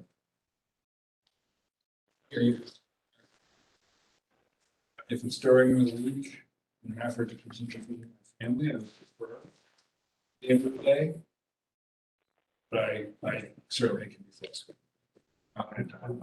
Does the 22nd work? That does not work for me. Just No, I just have opportunities. The 23rd, we have the threat assessment training for the SAU wide, so we can't do the 23rd. Is the 20, Find the meeting date offline. like send a, Yeah, because I really need to check with decision maker. Okay. On my calendar. Okay. we'll do, yep. So do we want to tentatively say the 22nd to be determined at our next meeting on the 15th? I'm hoping we can send out one of those calendar things, Andy, where we all can put in what days work for us. And it will spit out a date. Because I honestly, my life is chaos. Okay. My wife makes decisions. That, She's got the plan. As a good wife should. It may be, if we, if we can't all get together. So maybe trying, putting out, even if I can't be early in July, put that out there. That is the best. He's it's not a having, meeting without you, Nate. those are real, a goal setting meeting is really difficult without everything. We need to, yeah, and we need to be able to just talk. I mean, the worst thing that's gonna happen is it's done on your first meeting in August, but let's hope we can find something before then. But we'll agree that it's gonna be all or none, Okay. Right on. like the I think musketeers. Good plan. All right, so if you can do that, find a meeting, stuff works, somebody figure it out. I have people for that. That is people. All right. Everybody else cool with that? I'm looking at Gigi and Andy. I don't know if they're nodding or what. But, Yeah, Gigi's nodding. all right. I'm cool with that. All right. Patty, the 22 update. Yes, as of today, you're at $401,000. And that's as pulling everything forward, shutting off POs. So anything you've approved beyond that lowers that number, So what was that number again? 401. It's a 401k. It is. We're here all day, folks. I'm here all week, folks. I'm here all week. All right. Is there any questions regarding the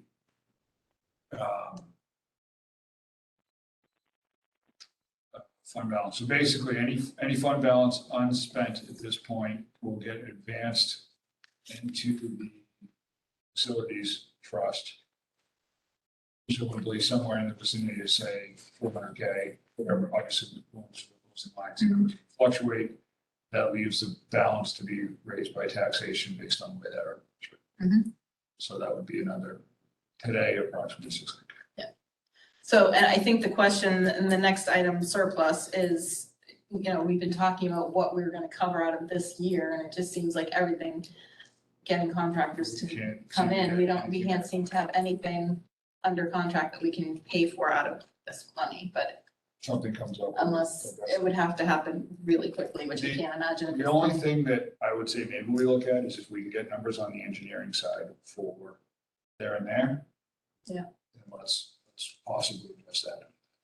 We'll try to Yeah. have something in 2 weeks, if at all And possible. like I said, if I there's- can help Chris with that. I can make calls. and if there's a meeting scheduled, and certainly if Jeff or I, well, I'd love to have a board member present just to hear Yep. myself, but Jeff, If they come on site, you mean? yeah. So just to participate. Yep. All right. So that realistically, that kills K and L. All right, any questions? You didn't have anything else, did you? For end of year spending? We got everything, I think. Trish is gonna, come on, Andy. I think we're good. I guess Brian asked for a couple things last time. I think that was it. Yeah. When you got it, you got a Yeah. table for a science classroom? And we talked Yeah, about we already the back. 8th grade trip. Yeah. I mean, it's So I great. think we're It good. was for $5,000. Yeah. Nothing else? Nothing, Trish, right? Hey, Patty, Okay. Nothing else? nothing else. Between me, Amber, and Trish,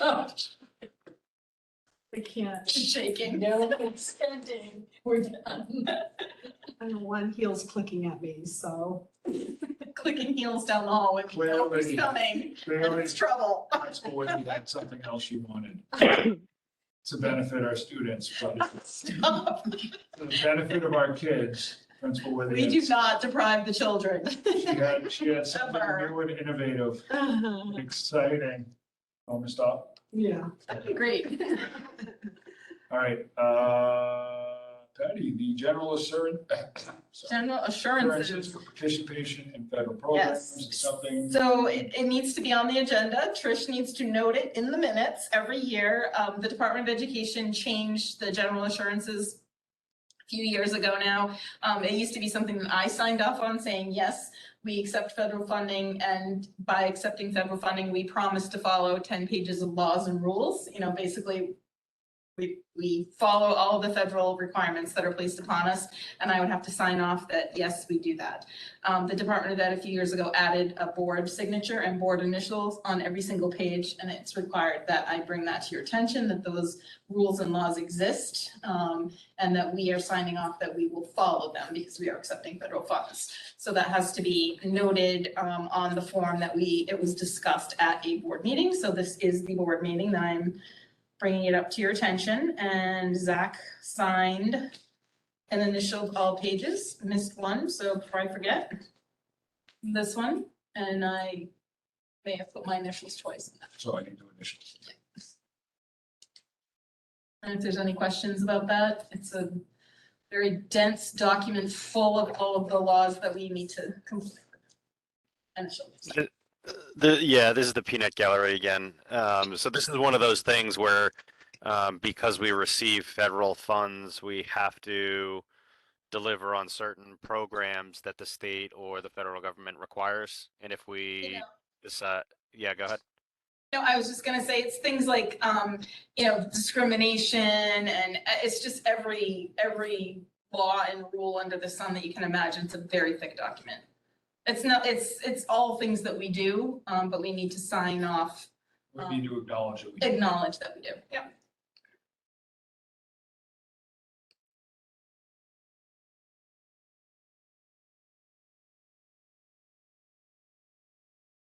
Andy, or do we lose it? No, I mean, it sounded like we're already doing the things that are in the document, so it's more of a procedural thing, so. It's housekeeping. All right. News bulletin. So I think you asked for the board, the board to look at your communication document, and that was neat. Yeah, and my idea is that we would submit that, and maybe, Andy, this is a question for you. Assuming it goes through, I'm having to make changes.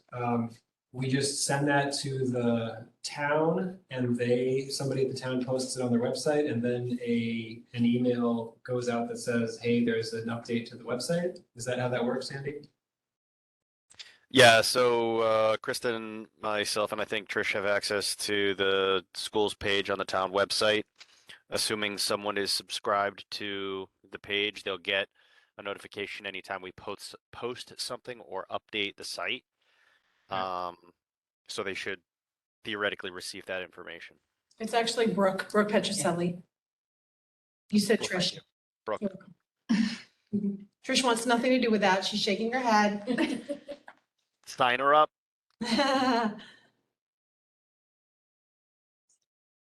So basically, this is,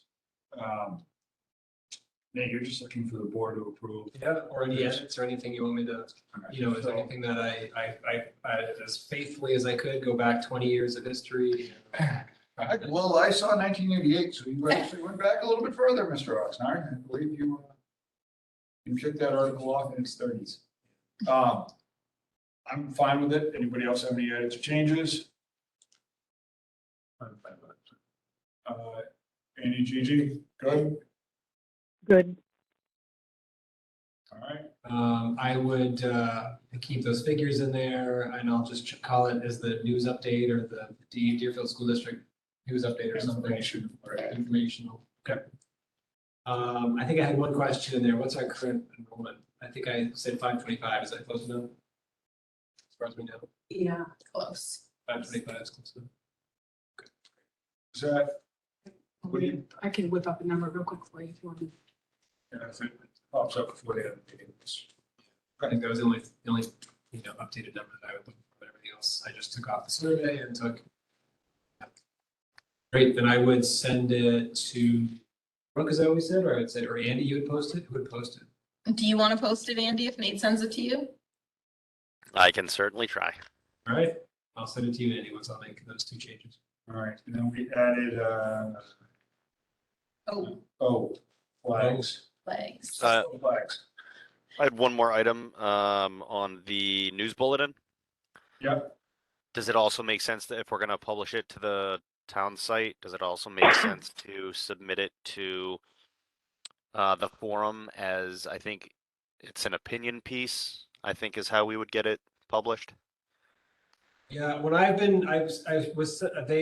have been putting, more recently, I haven't said anything in the last couple months, but they were putting them in the letters and opinions section of the forum page. I mean, I'm happy to keep putting information there. I'm sure they're happy to post it. But that goes into the opinion section. However they wanted to, sure. I'm happy to send it to them as well. 525.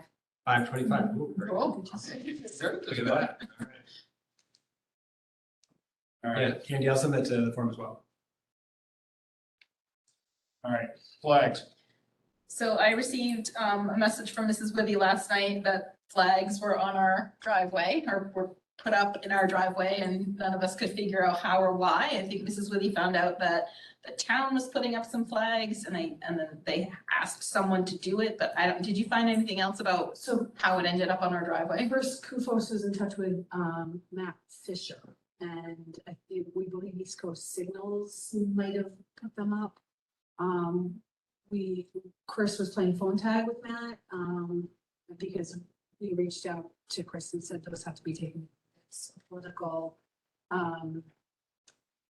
a political position and you can't have that. So it can be replaced with the traditional red flag.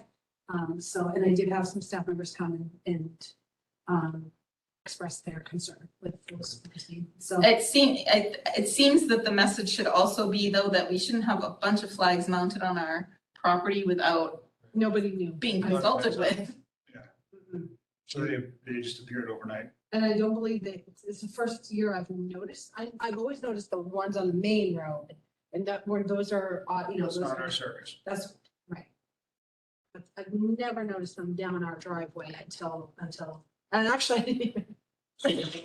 It's terrible. I can tell you that even, I couldn't even, like, we are? I don't see that, yeah. Is there an argument that it's not, that it's the power company's property? Is that our property? Is there an argument there that it's not even our property? You mean the telephone? Well, I poles? don't think that the telephone company put them there, so it's, You own the poles. yeah. They have the They right have of way. but the then- easement. Our limits and But- easement, okay. All right, yeah, so then we're working on getting them removed as, or changed to Yeah, whatever. we have been. Yes, I wasn't sure if any connection was made, but a message was sent that they needed to be removed. Was requested at least for notified. And it was the board of selectmen that asked the contracted East Is that Coast. true? Oh, I don't know who, we don't know. Don't know. They were just here. They just And need to- we heard that it was the town, so we don't know what that means. I will, Fire department? I can just give a little bit, it has been East Coast Signals who's put them up in the past, because we have had not as many, but a few that have come down. Only because we found them like blown off of the telephone poles, But we don't know Last why year. or who asked them to but they do weren't that. the different colored lights, they were just the I'll traditional. I'll reach out to the one I selected to see if it's an action of theirs and ask what's up. And then I guess just ask ECS just to, even if you just take those ones down, obviously. But in the future, we need to get notified or we start getting stuff. Great, thank you. Be like us driving down to the historic. The school decided to put The these up. historic building and tagging it with a giant dragon on the side of it or something, right? I mean, it's a great idea, actually, but I think it's a little, it wouldn't be taken too well over there. Great, thank you. Okay, well, there's nothing we're doing about that tonight outside of what's already been done. PTO update, are you PTO updating or are you just spectating? At the moment, Checking. Are there more public comments? I'd like. there's another round of public Okay. comments I coming. didn't see it on the agenda. So It's on the back. Oh. It's a two-page tonight. Oh, good. Okay. This is what we call a doozy. No, I don't have a PTO update for you. You don't, Sorry. okay, that's okay, you don't have to apologize. So we've been liberated of the PTO update. And the exec board. And the exec board update, and we killed some of the stuff from Lydia the is- principal report already. Where she has lots more to go. Stretch. You cannot let me go. I mean, this is just 2 weeks. Never mind, if you let me go to a month, forget about it. So this covers May 19th after our last meeting to today, June 1st. Classroom of the week. We were able to spend some time with Mr. St. Germain and Ms. Chapman's homerooms and their advisory groups. This week we're down to the wire here, so we gotta squeeze everybody in. Because we've missed a couple of weeks here and there. So Mrs. Omar's second grade class is the class of the week this week, along with Miss Perry, who is the long-term supplementist McManus, who's out on maternity leave. So we are in those classrooms this week. Next week is our last group. We'll visit Mrs. Maxfield and Mr. Ferguson's as class of the week, and then spend some time with our rising kindergartners that are in preschool. We'll go in and read more stories. I'll try not to scare them. I do scare preschoolers with my meetings, so I do try to be very cognizant of that. We did complete our New Hampshire SAS testing for grades 3 through 8, and we're very proud of our students. Our ice cream social was a big success.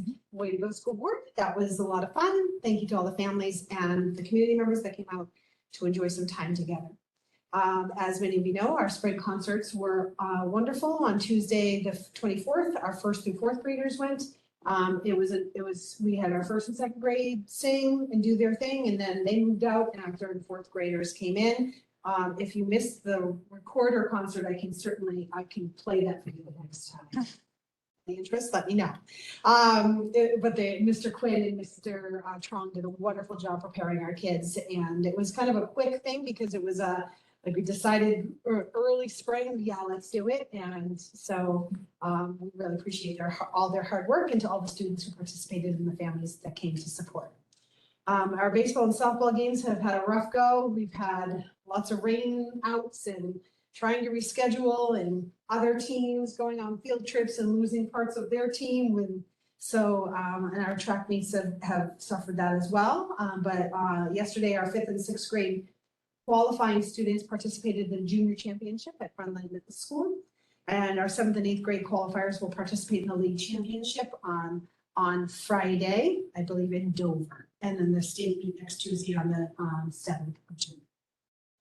Girls on the Run have been practicing, and they will be participating in the 5K. Girls on the Run hosts that on June 11th, Saturday, June 11th. Our girls are very excited. It's a wonderful program. So we're thrilled for the volunteers that come and run that program for us. Last week was the last week for after school enrichment. It was a huge hit. We had a couple community members come in and host an after school enrichment activity. And I thank Mrs. Mosgrove and all the staff in the community that participated bringing that back. We look forward to the future for our after-school enrichment program. Friday, the 27th, our third graders went on a field trip to the City Science Center. Our eighth graders had an assembly to announce the theme of their semi-formal. So thanks to all the family members that came to help unveil the theme, which is New York, New York. There was a chorus line and everything. The only person who couldn't participate was Mr. Grieve because he's in a boot right now. So today's PD Wednesday, we have PD Wednesday every Wednesday. Typically it's a staff meeting, the first one, Wednesday of the month is a staff meeting, but teachers were given time to finalize their placement lists as well as work on progress reports and report cards. As you know, report cards will be emailed home on the last day of school, which is Tuesday, June 14th. Some upcoming events for you. I mentioned the kindergarten kickoff, which is on Friday, June 3rd from 10 to 11:30 for all of our incoming kindergartners. Also on Friday, Officer Millette is going to have an ice cream social or an ice cream party, or I guess we'll call it a social because we should be partying in school, for our eighth graders. So this eighth grade group missed out on a fifth grade DARE graduation. They got t-shirts, but they didn't get, usually Officer Millette gives a cake and some pizza and it's a lot of fun. So the kids love it. But so he wanted to do something for the outgoing eighth graders. So he's having an ice cream party, is working with the PTO to make that happen. On Thursday, June 9th, so next week, our current fifth graders will have their DARE graduation. And some end of year field trips for you to be aware of. Our first and third graders are going to VZ. Our third graders will be going on the 7th and our first graders will be going on the 8th. Our seventh graders will be going to Canopy on the 8th and Wallace Sands on the 10th to wrap up their fun, their field trips for this year. Our eighth graders are going different. Usually they go to New York, but New York is not an option right now. So they are going to Caratunk, Maine. Basically the same thing. To a Adventure Bound. There, yeah. Where is Caratunk, Maine? Caratunk, Maine is in Caratunk, Maine. It's 4 hours away. That's. I have to know. 4 hours, probably 4 hours. I think it's a 4-hour drive. Yeah. They're taking a folks bus. They will drive. It will be awesome. Hotel. There's bunks. We already have some glampers that are very happy with the, facilities, but they'll make do. And the kids are really looking forward to it. There's gonna be some whitewater rafting and, as you know, our seventh graders went to, the overnight, Nature's classroom. And they had an awesome time, awesome time. And they were great for the, as a team. So that's coming up. Did you find Caratunk, Maine? Well, here's a fun fact for you. The population is 66. Well, here's We're gonna double the size of the town when we roll in. That's based on Google. We're not fact checking, but. That's great. They must love it when school groups come rolling into town. Here comes the bus. Yeah. So just to wrap, sorry, Zach, you good? Just to wrap a few things up, our kindergartners will enjoy a wildlife encounters. They weren't able to go on a away field trip, so wildlife encounters is coming to school for a visit. I'm very excited about that. That will be Thursday the night. And our preschool will have an end of the year party at the park on the last day of school, June 14th. June 10th will be our DCS field day. We're bringing that back. Mrs. Radcliffe and Mr. West have been working on that, getting the kids ready, playing field day games in the gym so that they know what to expect. Our sixth graders, our eighth graders will have their semi on Friday, June 10th. And on Monday, June 13th will be our eighth grade graduation. And we'd like to officially invite the school board to our graduation on Monday, June 13th at 6 o'clock. And it will be here at our school in the gym. And then our last day of school is on Tuesday, June 14th. And it is a full day. What time is graduation? 6 o'clock. We're not going to the barn this year though. No barn. Back here. Graduation's here. It'll be here, yeah. Mm-hmm. It was a lot to Mr. draw Green. stuff over, speakers and Oh, microphones. he worked all day and was ready to drop by the time we all got there. So Yeah. Just recalling the math presentation earlier in the meeting, and then also you just mentioned SAS testing. Mhm. Will we get a sort of like a data report, a presentation at some point, maybe? When we typically do that, maybe it hasn't been typical since. Nothing's typical anymore. Updates on like sort of data. Yeah, we did. We used to do that, yeah. Chris puts it together and he adds it to his. Yep, because we did a data walk in the last 2 falls ago, I think, as an SAU team, so Yes. I would anticipate doing that again in the fall. Yeah. It takes, the thing that we'd like to include that is always lags behind is the statewide data. You know, because we can look at our students, but I think it's really important to compare ourselves to the state as well, so.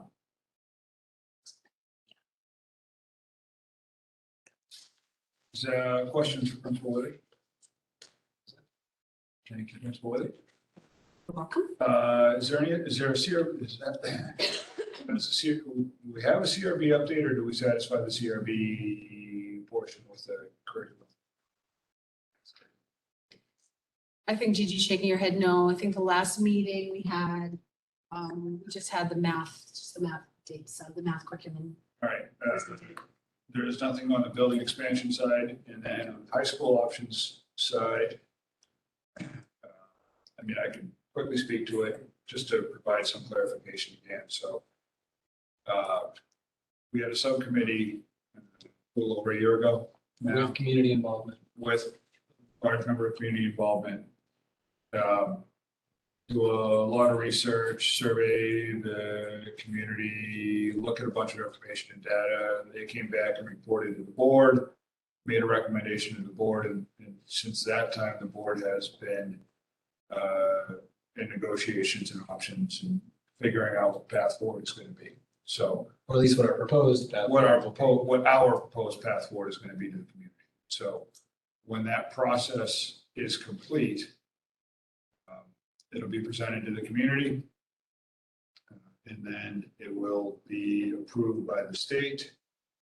And then hopefully, and then it will be placed on the ballot for March for approval. Town.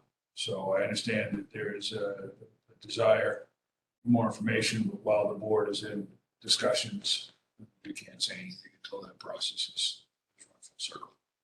Do you have a ballpark on when I think we're very close. month? I would say. Yeah. For sure. Yeah. Hopefully. So in But we about, don't meet during July, so. Right. I really wanted to have more information for you by the next meeting, but I am waiting on the school to give me some more information, so.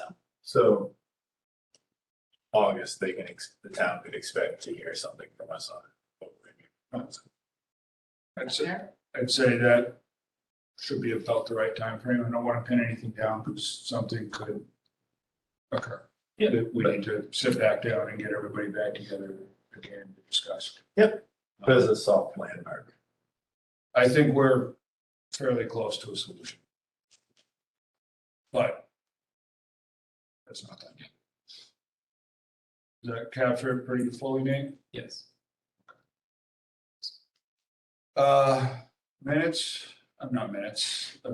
Policies. I would like to. Can we push the policies? We can move them to the next reading unless someone has any comment or suggestion at this point. I have a couple. yeah. Just small ones. Yeah. BEVGR. There, I'm looking at the kind of model. Yep. There's blanks in there, so you fill in. And one of the blanks is B. I would propose 25 cents per copy. Is there any sort of reason for copy? No, we can't throw a number out. It needs to be based on what our cost per copy is. Okay. And Amber did say that she thought 10 cents was probably a reasonable number. Yeah, Inflation. it's really difficult to figure that out because you pay a lease Yeah. amount to lease the copier and so many copies are included within that lease. But I did run that by her and ask if we needed to increase it. And I don't think we do. I'll check one more time. That sounds good. But I'll check one more time with her just to make sure. All right. That also shows up in EHR. And the only other, these are just small things. The other one was in EHR. It was a spelling, or it was a word. It says insure when I think they need to insure. On the sample policy, They, I don't remember, I mean, I'm not sure which one it is. it's an I instead of an E. Is It's that what you're an I, saying? but it should be an insure, not insure. I think it's in like the main sort of body paragraph. Okay, I'll look I for it. pictured I haven't gone through it yet. And that was the third read, that's why I wanted to bring that up, because it's a third read. Oh, If- yeah. If we're pushing it off, that's fine. Yeah, I didn't we see already anything know. else for third reading. Yeah. You know. Yeah, I was trying to do all of those together. That one got to a third, but those others were referenced and they needed to be on. The insure is page 1, last paragraph, second line. You know, he's got 7 positions. Say that again? I believe what Nate's referring to is on EHR, Yeah, page 1, yeah, last paragraph on the page, which is section 3. yeah. Second line, third word, fourth Oh, word yep, from the got left. it. Thank you. Yes, that's the one. Okay. Thank you. Advantage of the old computer there, Zach. I was gonna say, you searched it, didn't you? You asked me to find a paper, I can't, but if you ask me to find something online, it's done. Tomato. Yeah, I hear ya. All right, we're gonna move all those on to the next reading then. The board's comfortable? Yeah. Everybody's good? Okay. Nate, you asked us to place school security on number 7. Yeah, I guess it's depressing that it's becoming as common as it is, and it comes up every time. But I would like, and perhaps there are community members who would like an update on steps that we've taken as a school for security reasons. You know, I know that there's sort of an inability at the government level to do much, it seems. And either way, you know, and I recognize that in our town, we live in a town where there are a large number of gun owners. And I think that I don't know what we as a board can do that the governmental bodies can't do. But I guess maybe I'd be interested in sort of brainstorming about different things that, you know, what are there things we could do? For instance, are there ways that we could coordinate with the Deerfield Police Department to, you know, raise awareness of, like, you know, unsecured guns in homes, things like that. I don't know whether there's anything that we could do as a town, as a school. You know, it feels like they're tied, but I would be interested to brainstorm and not just sort of do nothing, like seems like what happens, but are there ways that we could, are there things we could do, are there steps we could take in educational paths that we could? We've talked about putting something together and it's not necessarily right after a school shooting is not necessarily the time, which is why we've stepped back a little, but we've all, as an SAU, talked about putting some things together because we've taken it for granted over time. We've put a lot of changes in place so people that were here during that time would know, but maybe it's worthwhile kind of summarizing because after Sandy Hook, there were some really significant improvements made in all of our buildings and they started doing the, Homeland Security comes out and does an assessment. They go through your entire building and they give you a list of things that, you know, suggestions we implemented. That's why we were joking about the fire and police because, you know, one would think you should be able to lock the adjoining classrooms and one would say you can't ever lock them because of there might be a fire. So we put in the buzzer system. All our doors are locked. There's lots of things that we've put in place. The guidance from Homeland Security has changed over the past several years. We have a very strict guidelines that we have to follow in terms of what our plan looks like. I can tell you that your emergency plan in Deerfield, the town is much more involved than any other district that I've been a part of. That I think people are very caring. You know, Denny is always in touch with us, sends us alerts about everything. They want to be part of the writing of our plan. We have a template that we have to follow, but you do certainly participate in that. The board signs it. We have a set number of drills that we have to conduct, and then there's certain categories that, you know, one has to be from this category, one has to be from that category. We've done a tabletop exercise with emergency services. We haven't done one for a few years, and before this latest horrific incident took place, we had actually already been in contact with Denny and started talking about doing another tabletop exercise. We've never done here an active shooter on-site drill. So a tabletop, the difference between a tabletop exercise and an active shooter drill is you talk through the scenario. So they'll present you with a scenario, everyone plays their role, and you just kind of talk through the incident as if it's happening. We did an active shooter drill in Pembroke. It's much bigger, with a bigger department. It just depends on availability of the staff and interest in the local fire and police agencies, but you can actually simulate something in your building and have people on site and, you know, acting. It's a, Kids, the kids. well, they wouldn't be here. Yeah, they wouldn't be here. Yep. When we did a full scale, active shooter drill in Pembroke, but it's, like I said, it's much bigger. The high school's huge, and so it's worth bringing awareness so that people feel, I think, a sense of comfort that we do already have a lot of those things in place. You know, and some. A lot of that stuff you can't share. Yes, I mean, we can't share specifics. We don't ever share building plans. We're very careful. And we do have a good relationship with our local. John's here all the time working with us, for sure, for one. Are we currently doing is it the Alice model is what we do? Or not?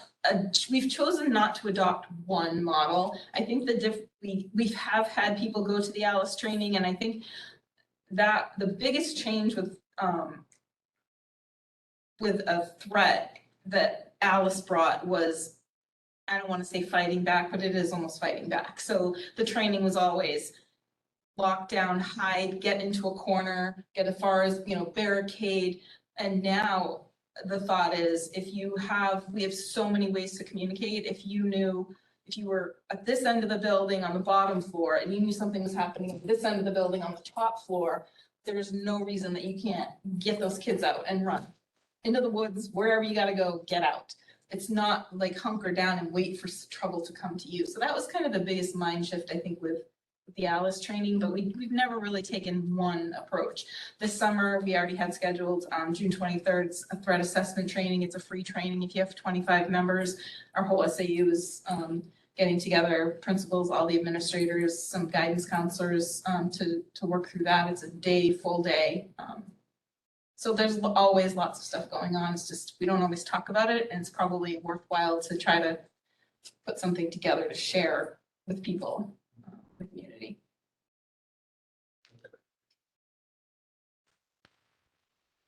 Brandon, what you were hunting for, Nate? Yeah, I guess I think that there are people that are concerned about, the kids in this building and the safety and I think that you're right, that if people went out of the building for a couple of years, we haven't heard about these for a while now, they come again. So I think that there may be people who would like to hear about what we do. Just during. I think sorry. Go ahead, Andy. I was just gonna say on the notion of what we were talking about, I know that some of the schools in the district have SRO, Concord and Pembroke. So I don't know if there's discussion in the SAU to have a school resource officer, whether that's dedicated for Deerfield or bounces around between the schools, but that might be an option. Depending on what you're thinking, Nate, maybe we try to have and I don't know if this is a school thing or if it's a town thing, but maybe try to work with the police department to host, safe gun storage, safe gun use, type things just for the public. I know that they're trying to do like coffee socials and stuff like that, but maybe they try to do something like that. So I don't know. So after, I think most of this took place after Sandy Hook, if I remember correctly, but there was a discussion in Deerfield about having an SRO. There was a lot of interesting discussion. Part of what you need to think about with an SRO is, one of the things is who employs this person. So this is a police officer. Typically, the police departments are going to employ this person if they're going to act as they have to have all the authority when they're in the building to perform the functions that a police officer performs. So that means that the town has to actually agree to hire another police officer, and then we would reimburse the town for the cost of that. There's a lot of times when small towns really can't add another position, or there's not interest of adding another position. It definitely takes working together. I don't know how it would work to bounce around. I know Pembroke has a really tough time. And Pembroke is so much bigger, but the resource officer intends to go to all three schools and has a hard time getting out of the high school. It's kind of, that's where everything's happening. That's where there's a lot of student I mean, there's just not a lot going on. I don't want to say there's not a lot going on, Mrs. Woody, I'm sorry, but there's not a lot of It's a different environment. bad behaviors and outbursts and things that you need to call an SRO onto site. We manage that. Yeah, it's very well managed and under control. Well, and that's the purpose of an MOU, right? So it sets the standards for what the school's responsible for controlling from a guidance and counseling perspective, and delineating when the SRO is responsible for stepping in. There's a program called COPS grants. So yeah, the town and the police department would be responsible for funding that, and we would reimburse them. But I think I don't want to look at this like oh well, there's nothing for them to do, or something along those lines. I mean, it's got to be a multi-pronged approach. We're talking about fire alarm panels and stuff. There's got to be some technology we can use to alert folks if doors are propped open and stuff like that. I mean, that's how some of these things have happened, and those are things that can be addressed. And so I think it's looking at all the facts and providing recommendations against those things, and working together to try to mitigate the risk, whatever percentage that might be.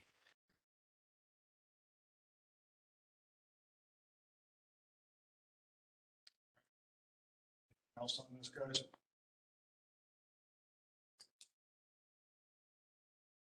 That brings us to public comments. Becky, do you have, what do you got? Jackie Trimmer, Candia Road. He's had a few questions of the things we talked about. Sorry, I thought the mathematics curriculum presentation was great. So thank you again to the two specialists that came in to do that. Sad to not have Judge Schaefer here. I had a follow-up question, kind of thinking about it from a building perspective. They were talking about the essential environment, and I wonder if they feel the structure and the space and the facilities that we have for our students are adequate to make this essential environment. We talk a lot about the learning and the programs that we use, but I still very much have on my mind how the space is helping, and if there's anything else that we can try to keep in mind to support this curriculum as we go through the physical spaces or the equipment. I had just a question about the septic system, and I'm sorry if I missed something that was in one of the meeting minutes, or I missed a meeting. The septic, is this just because it's old, So, the failing stuff? so the leach beds have inevitably a lifespan. Right. Should it have lasted longer than, let's just say, this 12 years? But it didn't. So we got what we got. Once it fails, it fails. But it should have lasted longer. This building is now going to be on its third leach bed years. So certainly not going as far as we would. I think the intent will be hopefully to over-design the system, try to improve the average. Last longer. Okay. I just wanted to throw out a question about solar panels and the idea that you brought forward a couple of meetings ago, Zach, about potentially looking into utilizing the land that we own, putting solar panels in there and possibly using that as a source of revenue. Just wanted to kind of put that in your ear. I also wanted to put in a request, Andy or Jeff or Gigi, if somebody could send me the latest presentation from LBA that they gave at the last meeting.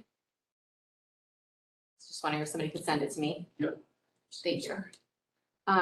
I also wanted to thank Chris, who came in to give the report about all the facility updates, and I just kept thinking in my head, you know, all of these things that he's talking about the school needs, you know, if there is an opportunity for the community to help with anything, I don't know what that would be, power washing or painting or stairwells or whatever.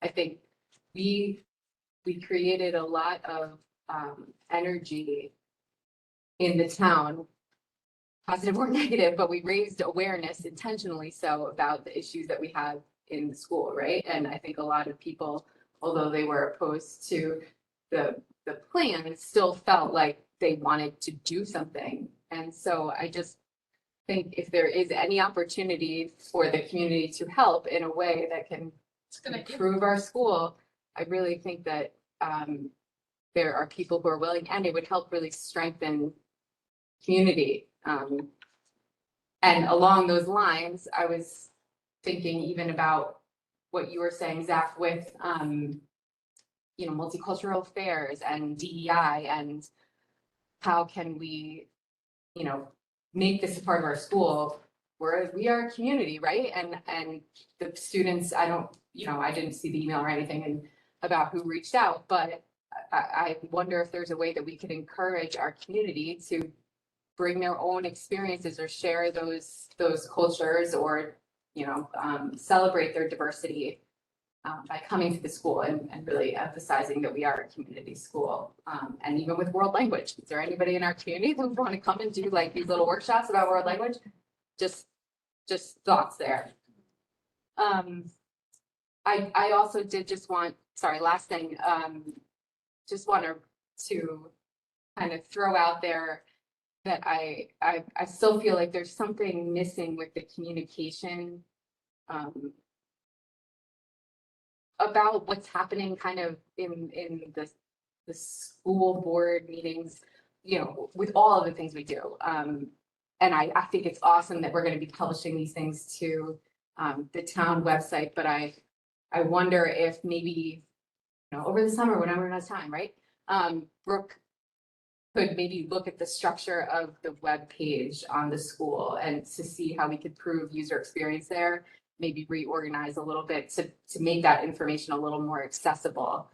I have a really hard time with the bridge. I think that it's such a great tool for our community to be able to get the information, but I find it can be a little saturated. So I wonder if maybe that's another thing that we could investigate. Also have some small concerns about ADA compliance with like the contrast in colors that, so I'm happy to talk to Kelly about it, but I just wanted to kind of flag that. And yeah, I think that's it. I want to say thank you to you guys. I know that it's often people from the community are kind of focused on one aspect of what you do, but I so appreciate that you are looking at the array of things that are happening and you have so much on your plates. So thank you, everybody. Yeah. Something quick. Okay. I just wanted to thank Ms. Withy and all the teachers because there was diversity comments. And I know that for Black History Month, both my 4th grader and 8th grader, my 4th grader did a biography on, they all had to pick like a famous African-American and really dig into that before they picked their like specific biography. So they had to do both in 4th grade, one on Black history and one on like a select, whoever they wanted. 8th grade had to do a bunch of books on Black history, so that's awesome. With the flag comment, I want to be careful because also there's like 8th graders talk a lot. There's a lot of teachers that are like repping gay pride in their class, which I am totally open. If you know me, I am like free ball. But if you want to keep it a safe space for everybody and you have like this huge divide in the political beliefs right now, probably the teachers shouldn't rep any flags either, just to keep it like less hatred in the, like if you eliminate those personal sexual orientations from a classroom, it might be a safer space and eliminate that negativity. And if you know me, I'm totally like open. My kids are all like, we've gone to the Mermaid Parade in Brooklyn, like we're open, but just be careful. Teachers expressing sexuality, so that goes into the political world right now is so divided. So if you have a month on like lesbianism or something like that, you risk, all right, what grade is that being taught to? And then there's a huge divide, and I just don't want to see you guys enter a world of complete chaos and hatred. So like micromanaging scariness. The math curriculum was awesome. I wish they would have done that with 8th grade. Like I see my 4th grader doing a lot of hands-on, and he's learning like different roller coasters and how all the force relates to the pressure and all that. I wish 8th grade had a chance. They've really just been doing book work this whole time from 4th grade to 8th, so the past few years. So hopefully they have training. So the curriculum's awesome and the ideas are awesome, but maybe they're training the 8th grade staff, hopefully. Safety, I love the thing you brought up about having help, not just guidance counselors, but stopping the hate before it even happens. So getting that special help, I'm not sure what you called it. Social emotional intervention. Get that in there, because that's gonna eliminate the diversity issue and that just all the bullying. It's gonna help prevent the problem before it even happens. With the gun safety and stuff, this community, we've got gun safety down, like other than a few families, but we've trained our kids. Like most people I know that have guns have already actually worked with their kids about gun safety and stuff, and we have our safes. So maybe focusing on the problem before it happens might help that. And that's all I got. Thank you. Thank you very much. All right, RH, what's the smaller? We don't need to go unless you want to, but unless someone had a specific. Do we need to talk about the resignation? No. Everybody's comfortable. Is it a resignation or is it, what I read was? Okay. 1 second, let's go on. Okay. All right, so that would be a small letter. Safe. C. Per NHRSA 91A3(2), small letter C, look for motion on non-public. So moved. Moved by Nate, seconded by Jeff. Requires a roll call. Jeff. Self, yes. Yes. Nate, yes. Gigi. Yes. And Andy. Yes. It is 8:31. We are in non-public. Please clear the room.